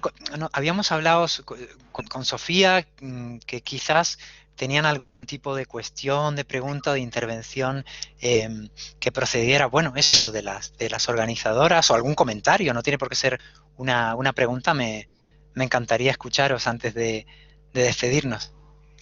Yo estaba justo hablando con Pilar, además, porque estaba rescatando algunas frases tuyas de los correos. Y había una frase que me gustó mucho y guardé, y te voy a exponer así, ya que me lo has pedido, te voy a exponer, lo siento. Y decías, Si alguien se niega a priori a formar parte de ese gran cambio colectivo desde sus respectivos conocimientos, se perderá una ocasión histórica de formar parte de un cambio que seguirá adelante con o sin su participación. Y bueno, a mí me parece de una lucidez brillante, ¿no? Ya no solamente el hecho de ocasión histórica, sino el cambio y no la moda, que es algo que ahora está muy... Esto de tira, por ejemplo, en el tema de los TCGs, tira por cuestiones femeninas, que está muy de moda. Sí, pero está muy de moda porque, no Claro. sé, un poco más. No, claro, pues Sofía, claro, es que cada gran transformación tiene también sus tics. Es decir, no se excluye el hecho de que ahora esté de moda, que creo que lo está, y eso puede tener su parte, si quieres, superficial o incluso comercial. No quiere decir que debajo de esa moda haya profundas razones necesarias, sociológicas y permanentes, ¿no? Al contrario, te diría, ¿no? Hay modas que son... Las modas muchas veces son el tic superficial de una necesidad mayor, que ya no se observa o no se disputa en el campo de ese gesto, sino en cuestiones más permanentes, ¿no? Entonces, bueno, efectivamente, que ahora haya muchos estudios académicos de ese punto de vista y que pueda haber intervenciones oportunistas al respecto, no quiere decir que una de las grandes necesidades de nuestra época y de nuestro siglo, que yo creo que lo es, y sí, efectivamente, creo que es una gran oportunidad también, porque estábamos hablando de las dificultades, de los desafíos, de las limitaciones, todo eso que tiene, todo gran cambio. Claro, cuando perdemos nuestro paradigma, al que estábamos aferradas, y no tenemos otro muy claro, podemos sentir de pronto que no tenemos con qué caminar. Entonces, si lo enfocamos siempre así, podemos olvidar el otro campo enorme de libertad que hay. Esto es una gran oportunidad porque podemos releer la tradición de otra manera. Podemos repensar nuestro lenguaje, podemos deconstruir nuestros personajes, o sea, como novelista es que es un filón. Cuando nos habían dicho, está todo contado, ¿qué coño va a estar todo contado? El siglo trans va a dar, pero ya no solamente 1 millón de personajes trans, que ya los está viendo, ¿no? Camila Sosa en Argentina, es decir, más allá de la entrada de los sujetos trans en la literatura de prestigio, ya no hablo de eso. Hablo de todas las personas que no son ni quizás vayan a ser nunca trans, que se están viendo y se van a ver profundamente transformadas en su conciencia por esos cambios. Igual que las personas hetero están inmensamente impregnadas de la cultura gay de décadas, y no necesariamente tienes que ser gay para haber sido transformada por la historia de la cultura gay. Lo trans nos va a transformar a todos y a todas, y eso va a generar un movimiento tectónico en el planteamiento de los personajes que no nos lo podemos ni imaginar. Yo no me lo puedo ni imaginar, pero sé que va a pasar. O sea, no sé cómo va a ser, pero sé que va a pasar.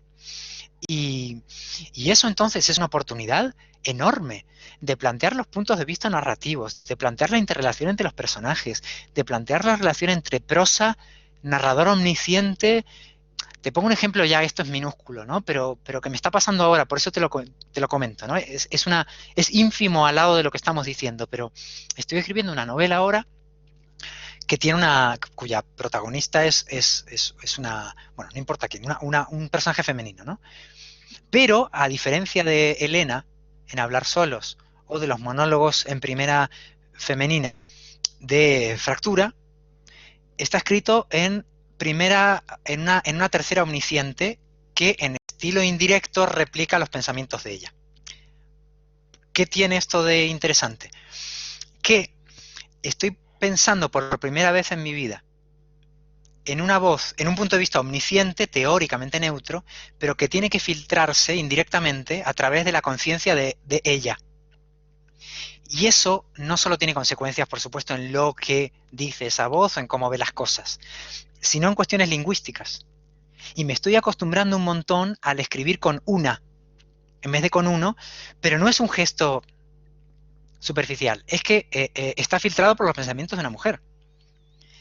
Y me está resultando muy interesante porque el uso de los participios, de los determinantes y de los colectivos, gracias al pretexto de que el personaje de referencia es una mujer y que la voz omnisciente es un reflejo distanciado del pensamiento de ella, me está permitiendo cambiar mis propias estructuras de lenguaje a nivel incluso morfológico.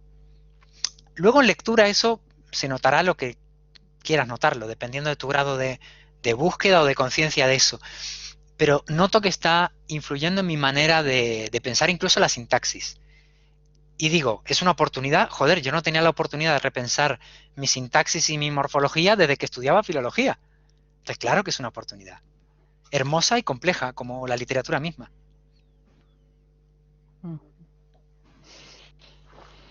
Yo sé que estamos ya sobre la hora. ¿Queréis alguna pregunta? ¿Después tenéis alguna actividad, Sofía, o no? ¿O ya está No, todo...? así que lo que queráis. Bueno, pues yo sería feliz, al menos a los que estáis escuchando, que sois muchos, y porque este es Andrés Neumann, un trocito de Machitos Ilustrados. ¿Podrías tú leer la última parte? Yo lo tengo aquí delante, pero a mí me No, gustaría que lo leyeras. léela tú, me encantaría. Esta es Adelante tú, una adelante tú. maravilla para cerrar, para que veáis con quién estamos hablando. Creo que todo el mundo se ha dado cuenta de hasta qué punto era pertinente que aquí estuviera Andrés Neumann, porque lo dicho, no son cuestiones que se debaten después del 2018 en su literatura, sino que yo escuchaba a Andrés con 19 años hablando de estas cuestiones. Parece muy increíble, ¿eh? Pero cada vez más, tú dices, cada vez soy más consciente, sí, yo veo que cada vez todos somos más conscientes, pero eso no quita para que tú estás pensando desde siempre este asunto. Machitos Ilustrados, una de esas entradas que él tiene en 2013 en micro réplica que te marca un antes y un después. Fijaos el último párrafo, ¿no? Por razones históricas, los escritores hombres heredamos una laguna doble. Por un lado, nos cuesta construir personajes femeninos que superen los estereotipos culturales. Y por otro, inevitablemente, hemos leído a menos autoras. Nuestra visión del mundo queda así reducida a la confirmación de nuestro propio género. El conflicto de las escritoras, discriminaciones aparte, es de otra índole. Desarrollan su identidad como mujeres mientras se educan en diversas perspectivas masculinas. Esta contradicción suele propiciar a la fuerza una mayor complejidad ideológica y psicológica, lo cual no equivale en absoluto a una supuesta superioridad de la inteligencia femenina, tópico paternalista que suscribirían pocas mujeres inteligentes. Resulta injusto identificar la corrección política, que es esa crítica por definición, con los difíciles avances que el feminismo ha logrado. La incorrección política funciona como resistencia frente a un pensamiento hegemónico, pero la hegemonía en la cultura sigue siendo, en gran medida, patriarcal. Y fijaos en el final. Ciertos intelectuales encuentran cualquier discusión política más digna de interés que el feminismo. Quizás no advierta que se trata de un pensamiento político de primer orden y que, a diferencia de otros, propone revoluciones que todavía no se han intentado. El tiempo envejecerá a esos machitos ilustrados como a los virreyes, los hidalgos o los arzobispos. Lo que yo tengo claro, Andrés Neumann, es que no eres ni virrey, ni hidalgo, ni arzobispo, ni héroe, que tampoco quiero ser nunca, que es algo que me encanta. No, Quería eso de porque hecho, el texto es tan bueno que me niego a que no veáis lo que está diciendo. Tienes la última palabra para cerrar tu corazón. no, bueno, mil gracias por leer eso y bueno, me emociona también, bueno, pensar en los avances que hemos hecho en este terreno, de dónde venimos y hacia dónde vamos, ¿no? Pero quería decir que, a pesar de todo lo que estamos diciendo, cuando yo releo lo que escribía a esa edad a la que tú me conociste, siento una mezcla de vergüenza y de alivio. De vergüenza por toda la conciencia que me quedaba por adquirir respecto a estas cuestiones, que es equivalente a lo que me queda de ahora en adelante. Pero también de alivio de decir, bueno, hay ciertos ridículos que no volveré a hacerlos, que no hace falta volver a hacerlos porque ya los hice, ¿no? Quiero decir, por muy aware que estemos, ¿no? Por mucho awareness que damos, cuando releemos históricamente desde el punto de vista de género lo que hemos dicho, lo que hemos pensado, nos entra una sensación de vértigo y tomamos conciencia de la velocidad de un cambio que parece lento desde dentro, pero que en perspectiva es velocísimo. Es como esto que decía Einstein de el niño que está en un tren y lanza una pelota al techo, y si dibujamos la trayectoria de la pelota en un tren en marcha, ¿no? Si dibujamos la trayectoria de la pelota, decía Einstein, para explicar la teoría de la relatividad explicada a los niños, es decir, a mí, decía, si lo vemos desde dentro, por ejemplo, del movimiento, la pelota lo único que hace es subir y bajar y vuelve a tus manos, ¿no? Y no se ha movido. Pero si lo ves desde un andén, verás que la pelota hace un triángulo amplísimo. Entonces, si nos bajamos un poco del tren y nos ponemos en el andén, esto está yendo a velocidad supersónica y eso incluye nuestras contradicciones, que son a veces mucho más lentas. Pero en todo caso, bueno, si estas conversaciones sirven para repensar nuestras propias contradicciones, miel sobre hojuelas. Y no me quiero despedir sin felicitar nuevamente a la organización, agradecer a toda la gente que ha estado escuchando y dar por si acaso una última ocasión, si es que la hay, comente algo, porque en absoluto me gustaría irme con esa sensación de que quizá queríamos comentar algo, pero nos daba pudor o cansancio, o es que nos queremos ir a cenar. Si es así, desconectamos enseguida. Pero bueno, un último segundo por si alguien tiene una idea rebotando como la pelotita de Einstein en la punta de la lengua. Yo chulo que hay. Aquí. Ay, perdón, que han levantado la mano. Me espero que hablen ellos primero y ya. No, tú adelante, No, adelante y luego hay Alejandro. 48 personas, hay 48 personas escuchando. Alejandro. Adelante. Alejandro Baute. Entonces, yo... Pilar, empieza tú y luego Alejandro, No, si te parece bien. simplemente quería pues agradeceros a los dos por haber accedido a participar y me parece muy interesante todo lo que has dicho, Andrés, porque, o sea, yo personalmente estoy muy inclinada por estas cuestiones, ¿no? Sobre todo lo del lenguaje inclusivo a mí me llama mucho la atención y llevo mucho tiempo tratando, ¿no? Precisamente lo que tú has dicho, ¿no? No interesa si es sí o no el lenguaje inclusivo, es buscar la fórmula, ¿no? Y parece que nadie está dispuesto a hablar sobre ello porque hay muchos prejuicios, tanto de un lado como del otro, ¿no? Como que las opiniones están muy polarizadas y nadie busca realmente, ¿no? Y me ha parecido muy interesante algunas de las reflexiones, ¿no? Por ejemplo, la de conocer nuestros silencios. Pero a ese respecto, o sea, más que los silencios individuales, buscar esos silencios colectivos que tenemos todos como, o sea, que tiene la sociedad, pero para mí es muy complicado porque hay mucha gente que no es consciente de esos silencios precisamente porque son silencios. Entonces, ¿no? ¿Qué procesos, o sea, me surge una duda un poco así ambigua, qué procesos podríamos hacer, ¿no? Para localizar esos silencios y poder, o sea, yo lo veo de verdad muy nublado, en plan, no sé, sinceramente, o sea, porque creo que hay gente, pues como tú o Paqui o cualquier filólogo, ¿no? Que sienta atracción por estos temas, pero hay gente que considera que no interesa o que no importa, entonces me parece muy complicado buscar el camino, ¿no? De hacer ese lenguaje inclusivo del que podamos participar todos, porque al final de eso se trata. Sí, no, total. Bueno, primero me surge unas ganas de preguntarte a ti también, Pilar, o sea, sí, claro, ¿cómo trabajas tú esta cuestión? A ti te preocupa, pero también te toparás con problemas lingüísticos, con limitaciones, con cuestiones de oído, como decíamos, has mencionado una cosa muy, muy importante, lo de la... Es decir, el problema de estar a favor o en contra del lenguaje inclusivo, sin más, parece que si estás en contra, entonces prescinde la gilipollez del lenguaje inclusivo. Ya te has quitado encima todo el problema histórico. Como es una gilipollez, no hay que pensarlo. Pero si estás a favor, corres el riesgo de decir, entonces no importa el cómo, como estoy a favor, claro, con llenar de X o de arrobas todo, ya he cumplido mi misión. Claro. Y un militante, por supuesto, y con todo derecho, no te tiene por qué importar la literatura. Pero si te importa la literatura, no es suficiente con usarlo, sino es cómo usarlo bien en un sentido no patriarcal, sino eso, poético, rítmico, armónico, etcétera. Entonces, primero me apetece preguntarte a ti, ¿cómo lo llevas eso? ¿Qué haces? ¿Notas que primero lo escribes de una manera y luego al leer lo cambias? ¿Te sale solo? ¿O qué haces? Yo personalmente para escribir poemas, por ejemplo. Yo personalmente trato de buscar esas fórmulas neutras y no abusar, ¿no? De los masculinos genéricos, y cuando puedo uso un femenino genérico, si lo podemos llamar así, porque realmente no, pues, lo canónico ahora es el uso del masculino.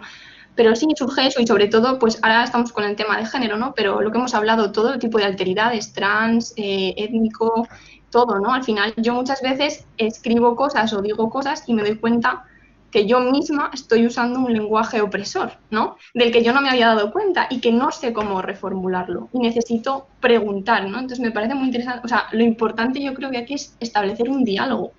Necesitamos, yo creo, de la participación de todos, porque yo, por ejemplo, no me considero apta para plantear algo sin la ayuda de otros colectivos que me aporten su punto de vista, ¿no? Por ejemplo, yo, como una mujer cis, pues creo que igual uso cosas que son transfobas, ¿no? Entonces necesito de las personas trans para que me digan, oye, de esta manera esto es más inclusivo. Y creo que es el problema, ¿no? Que es un debate de sordo. O sea, no hay debate. Es yo así y yo así. Y ya está. No hay punto intermedio. Y yo creo, a ver, creo que es imposible que tengamos la utopía de decir, bueno, no, es que llegará un momento de emancipación en que no seremos ni blancos, ni negros, ni cis, ni no cis, ni... A ver, el objetivo no es ese porque eso es ingenuo. Es más, es políticamente inepto eso. No haremos la opresión, los prejuicios. La cuestión, lo que yo le pido al lenguaje es que sea consciente. Con eso me conformo. Si yo leo un texto, no que alcance el sumum de la diversidad de género, porque eso es inalcanzable en términos de prosa. Pero necesito una prosa que me transmita que se da cuenta, que lucha contra eso, que está en lucha contra sí misma. Con eso ya hay literatura. Por lo menos partir de ahí, ¿no? Y luego, ¿qué se puede hacer? Antes de darle la palabra a Alejandro, que había levantado la mano. Estudiar mucha lengua. Que esa es otra cosa, no le cojamos manía a la lingüística porque esté dominada por señoros. Eso es solamente un accidente histórico. Eso es solo un accidente histórico. La lingüística es la hostia de importante para plantearse estas cuestiones, que nos permiten, por ejemplo, darnos cuenta, porque si no viene el señoro y te dice, bueno, tú militas porque no conoces la lengua, que esto es la típica refutación condescendiente es, bueno, yo entiendo, muchachita, militante, que estés peleando por tus derechos, pero si conocieras el latín vulgar como yo, sabrías que ila, ilud, ¿no? Entonces, ¿cómo se combate eso? ¿Se combate diciendo, me cago en la academia? No, tenemos que conocer la academia mejor que los académicos. Y entonces decir, oye, cuando se feminiza algo, por ejemplo, ¿no? Incluso hasta el absurdo, ¿no? Cuando se feminiza un sustantivo. Y el sentido común de época lo parodia. ¿Te acuerdas? Miembro, miembra es una tontería porque miembro tiene origen neutro, latín, entonces el miembro no es masculino, ni femenino por tanto, o si, yo qué sé, si sale Irene Montero y dice portavoza, pues nos reímos porque el género lo pone el portar, el acto de portar y no lo de la voz, entonces puede ser la o el portavoz. Cuando alguien te refuta ese cambio, que nos puede gustar más o menos, ya no entro en si es bueno decir miembro, miembra, hablo de la refutación. Cuando alguien refuta ese tipo de búsquedas de salir del canon con una razón lingüística de origen, es bueno estudiar el origen y decir, vamos a ver, momento, paremos el carro un segundo. ¿De dónde viene capitán? Capitán viene de caput capitis. De ahí viene también chef y jefe. Jefe y capitán tienen la misma raíz. Capitana se dice, ¿no? Y sin embargo, caput capitis es neutro. ¿Y por qué feminizar un neutro? Hostia, porque empezó a haber capitanas, ya no nos suena mal. De pronto la capitana del equipo de hockey no te suena mal. Estás violando el latín vulgar, ¿eh? Lo estás violando. O dices de pronto, momento, cuando se masculinizaron los sustantivos de oficio, por ejemplo, modisto, por ejemplo, azafato, ¿no eran palabras modista y azafata la primera declinación latina? ¿No estábamos en que la primera declinación latina eran oficios sin género? Esa A no es femenina, sino que es una A de oficio, como la de poeta. Por eso las mujeres tuvieron razón cuando recordaron que poetisa, que es poeta, es que es puro latín. Entonces, si modista y azafata no era femenino, ¿por qué dijimos azafato y modisto y no hubo un colectivo de lingüistas indignándose? Eso es sospechoso. Y la razón de por qué se cambiaba es que era obvia. Cuando hay un colectivo, digo, no te lo digo a ti que ya lo sabes, lo digo como recordatorio, ¿no? Si hay un gremio que domina abrumadoramente, si hay un género que domina un gremio de forma abrumadora, por ejemplo, el personal de a bordo son todas mujeres, o el corte y confección son todas mujeres, cuando aparecen los hombres en uno de esos pocos oficios dominados por mujeres, se masculiniza para señalar el cambio. Joder, pues se feminiza exactamente por la misma razón, Entonces, eso es lingüística. No es ir contra la lingüística, es no dejarnos refutar con argumentos de filología que tienen su contraargumentación, ¿no? Entonces pienso que eso también es como muy fascinante para vosotras que sois filólogas, Decir, joder, esto se puede debatir no ya desde la militancia, desde la lingüística misma. Yo estoy completamente de acuerdo. Es más, yo, de verdad, cuando muchas veces con Sofía le he hablado, le he dicho, yo no me siento capaz de hablar de este tema porque necesito conocer bien nuestra propia lengua y las cuestiones lingüísticas para entonces coger y decir, esto es así, ¿sabes? Y poder, lo que tú dices, refutar desde la propia lengua, que es de lo que se trata al final. Y no quiero robar más tiempo, que estoy acaparando. Muchas gracias, de verdad, por todo. A ti, Es Pilar, y nos vemos pronto. una Alejandro, maravilla disculpa que te he interrumpido, Sí. perdóname. Sí, no pasa nada, hombre. Se me escucha, ¿no? Perfecto. Vale. Que, bueno, ante todo, dar las gracias porque desde luego ha sido un debate muy enriquecedor y usted, bueno, tú has sido un gran descubrimiento porque, de verdad, tu enfoque, tus palabras, tu prosa, todo me ha cautivado desde el principio. Yo lo que quería hacer es como una especie, bueno, simplemente comentar lo interesante del poder que tienen los prefijos. En este caso, estabas hablando tú del trans y yo he pensado en otro que también ahora, bueno, ya de unos años para acá, lleva siendo muy importante, que es el reconfigurar, redefinir, reivindicar. Y entonces eso me ha llamado mucho la atención eso que decías de retransmitir. Es nuestra nueva exclamación, ¿no? Retrans, en vez de recorcholis, retrans. Retrans, hashtag retrans. Entonces sí, desde luego me gusta mucho también tu enfoque de la perspectiva, la importancia de la perspectiva en todo, en la literatura y en la lingüística y en saber cuándo y cómo usar cada cosa, más que sí que desde luego la lingüística es importantísima para definir pues todas las cuestiones y las palabras que nos definan como personas y sociedad, pero eso que me parece muy interesante tu enfoque, tu perspectiva y desde luego te lo agradezco. Simplemente eso, quería hacer hincapié en la idea esta que me ha surgido de la importancia, el poder de los prefijos. De los prefijos. Sí, Alejandro, es muy bonito ese tema con lo que estábamos conversando ahora con Pilar, de que elementos que cuando hemos estudiado filología parecían desideologizados, ¿no? ¿Qué cosa más neutra y políticamente que un prefijo? Joder, un prefijo te diría, de nuevo, ¿no? Un lingüista a la vieja usanza te diría, prefijo es un prefijo, un morfema es un morfema, ¿y qué coño tiene que ver esto con nada, no? Te diría, Claro. ¿no? Es como una célula transparente, ¿no? Hostia, ¿no? Es que todo se puede ver con una mirada nueva. Entonces de pronto decíamos, ¿cómo no va a ser un acto de libertad el pensar incluso el prefijo desde un punto de vista político? Es iluminador, ¿no? Y es muy, muy amplificador del campo. Y es verdad lo que tú dices, el re, igual que el des, podríamos añadir, ¿no? Está el trans, el re y el des, ¿no? El desretrans, ¿no?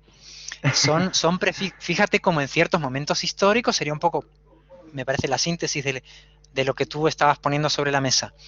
Hay ciertos prefijos que en ciertos momentos históricos cobran una importancia poética mayor que en otros. Por ejemplo, en el estructuralismo es la época del re y el des, ¿no? Y sobre todo del des. Y es súper francés eso, ¿no? De lo que sea, ¿no? De hacemos lo que sea, ¿no? Y ahora, claro, me pregunto cuáles serán los prefijos del futuro inmediato, ¿no? Que a lo mejor no son ni re, ni des, ni trans, habrá que ver, pero está en la lengua, eso quiero decir. No se trata de inventar un prefijo. Y eso de la lengua, que por algo tiene tantos siglos de supervivencia, porque, ojo, esta no es la primera revolución que ha vivido la lengua, ¿eh? Yo sé que el feminismo es tan poderoso y en cierto modo tan novedoso como revolución política, que nos puede hacer pensar que todas las estructuras del lenguaje caerán, tal. El lenguaje es una cucaracha, ¿eh? El lenguaje es una cucaracha.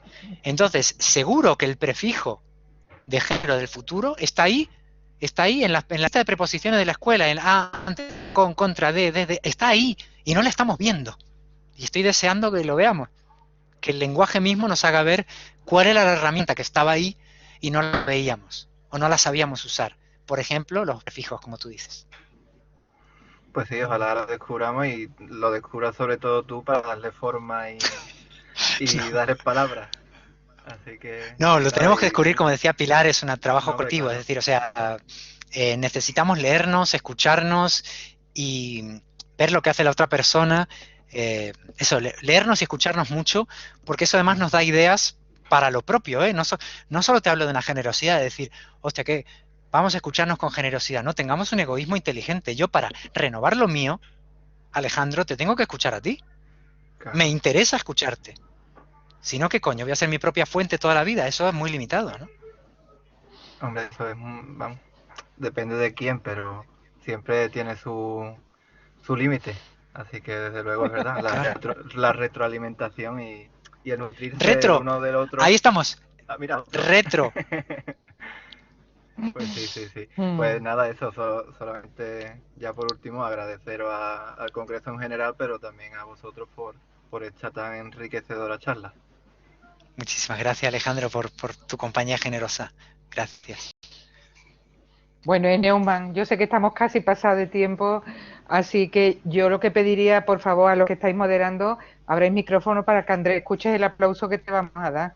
Yo sé que esto es muy raro porque normalmente se hacen aplausos así virtuales muy feos, pero podéis abrir micrófono para que aplaudamos a Andrés, porque como siempre nos hace pensar. Por favor, vamos a aplaudir, porque es que me niego absolutamente a que él no lo escuche.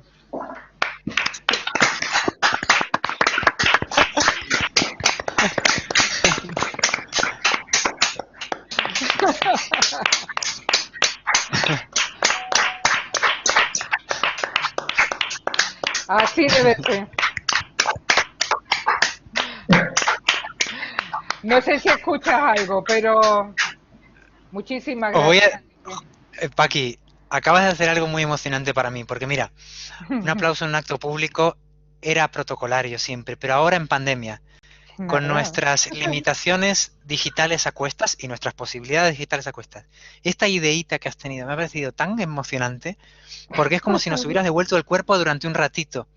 De pronto he escuchado algunas manos chocar y es como si nos las hubiéramos cogido un ratito. Y créeme de verdad que escuchar ruido físico en este momento de nuestras vidas, Es me parece que has importante. tenido una pequeña idea revolucionaria. Así que te lo agradezco de corazón a ti y a María Ángeles María está ahí. con, Abrí con sus micrófono los que libros. podáis, claro que sí. Qué Yo os bonito. digo, es que nos gusta pensar eso y muchas gracias a las organizadoras, que no lo he dicho hasta ahora, las directoras del Congreso, y de A verdad, ellas. mañana te escuchamos leer, mañana escuchamos a los amigos, así que esto sigue, cosa que está muy bien, repensarnos, se trata de eso. Aquí estoy viendo a Eva y demás. Bueno, yo como Hola Laura. moderadora despido. Ahora toca, me parece, las directoras que nos despidan ellas. Sí, Adiós, bueno, me queridos. Chao, despido chao. yo porque creo que a Pilar y a Sofía se les ha caído en el último momento toda la plataforma, pero bueno, me despido yo, sí, no sin darte las gracias, Neumann, por estar aquí y por dar esta charla que ha sido increíble. O sea, de verdad, yo no tenía muchos comentarios que hacer porque creo que lo que podía hacer era solamente aprender, de verdad. O sea, ha sido en cuanto menos enriquecedor. Enriquecedor, perdón. Así que nada, Muchas gracias gracias, Laura. y nos vemos a todos en la próxima sala, que será mañana a las 9 de la mañana, ¿vale? Vale, Un gracias. abrazo muy Adiós. fuerte, Laura. Enhorabuena. Tratad de dormir un poquito, que sé que las organizadoras no duermen nunca, Lo porque intentaremos. si no, no vais a llegar vivas al último día. Y lo Ah, mejor mira, ya estoy para tus poemas también. Un abrazo muy fuerte para ti y para tus poemas. Sofía, gracias por Gracias todo y enhorabuena. igualmente. A vosotros, gracias. Chao. Chao. Hasta luego. Hasta Paqui, luego. Besazo, mira, corazón. Ya sabes lo te que te adoro. digo. ¿Qué te voy a decir? Pronto hablaremos. Adiós, mi bello. Adiós.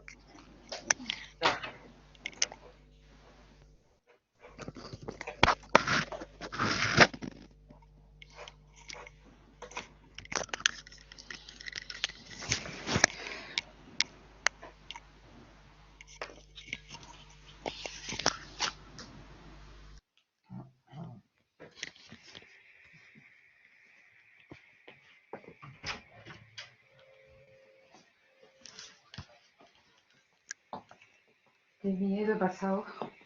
cuando estaba en medio ya acabando, póngase inmediatamente. Había una chica que estaba hablando contigo, ¿no? Porque me salían unos mensajes. Sí,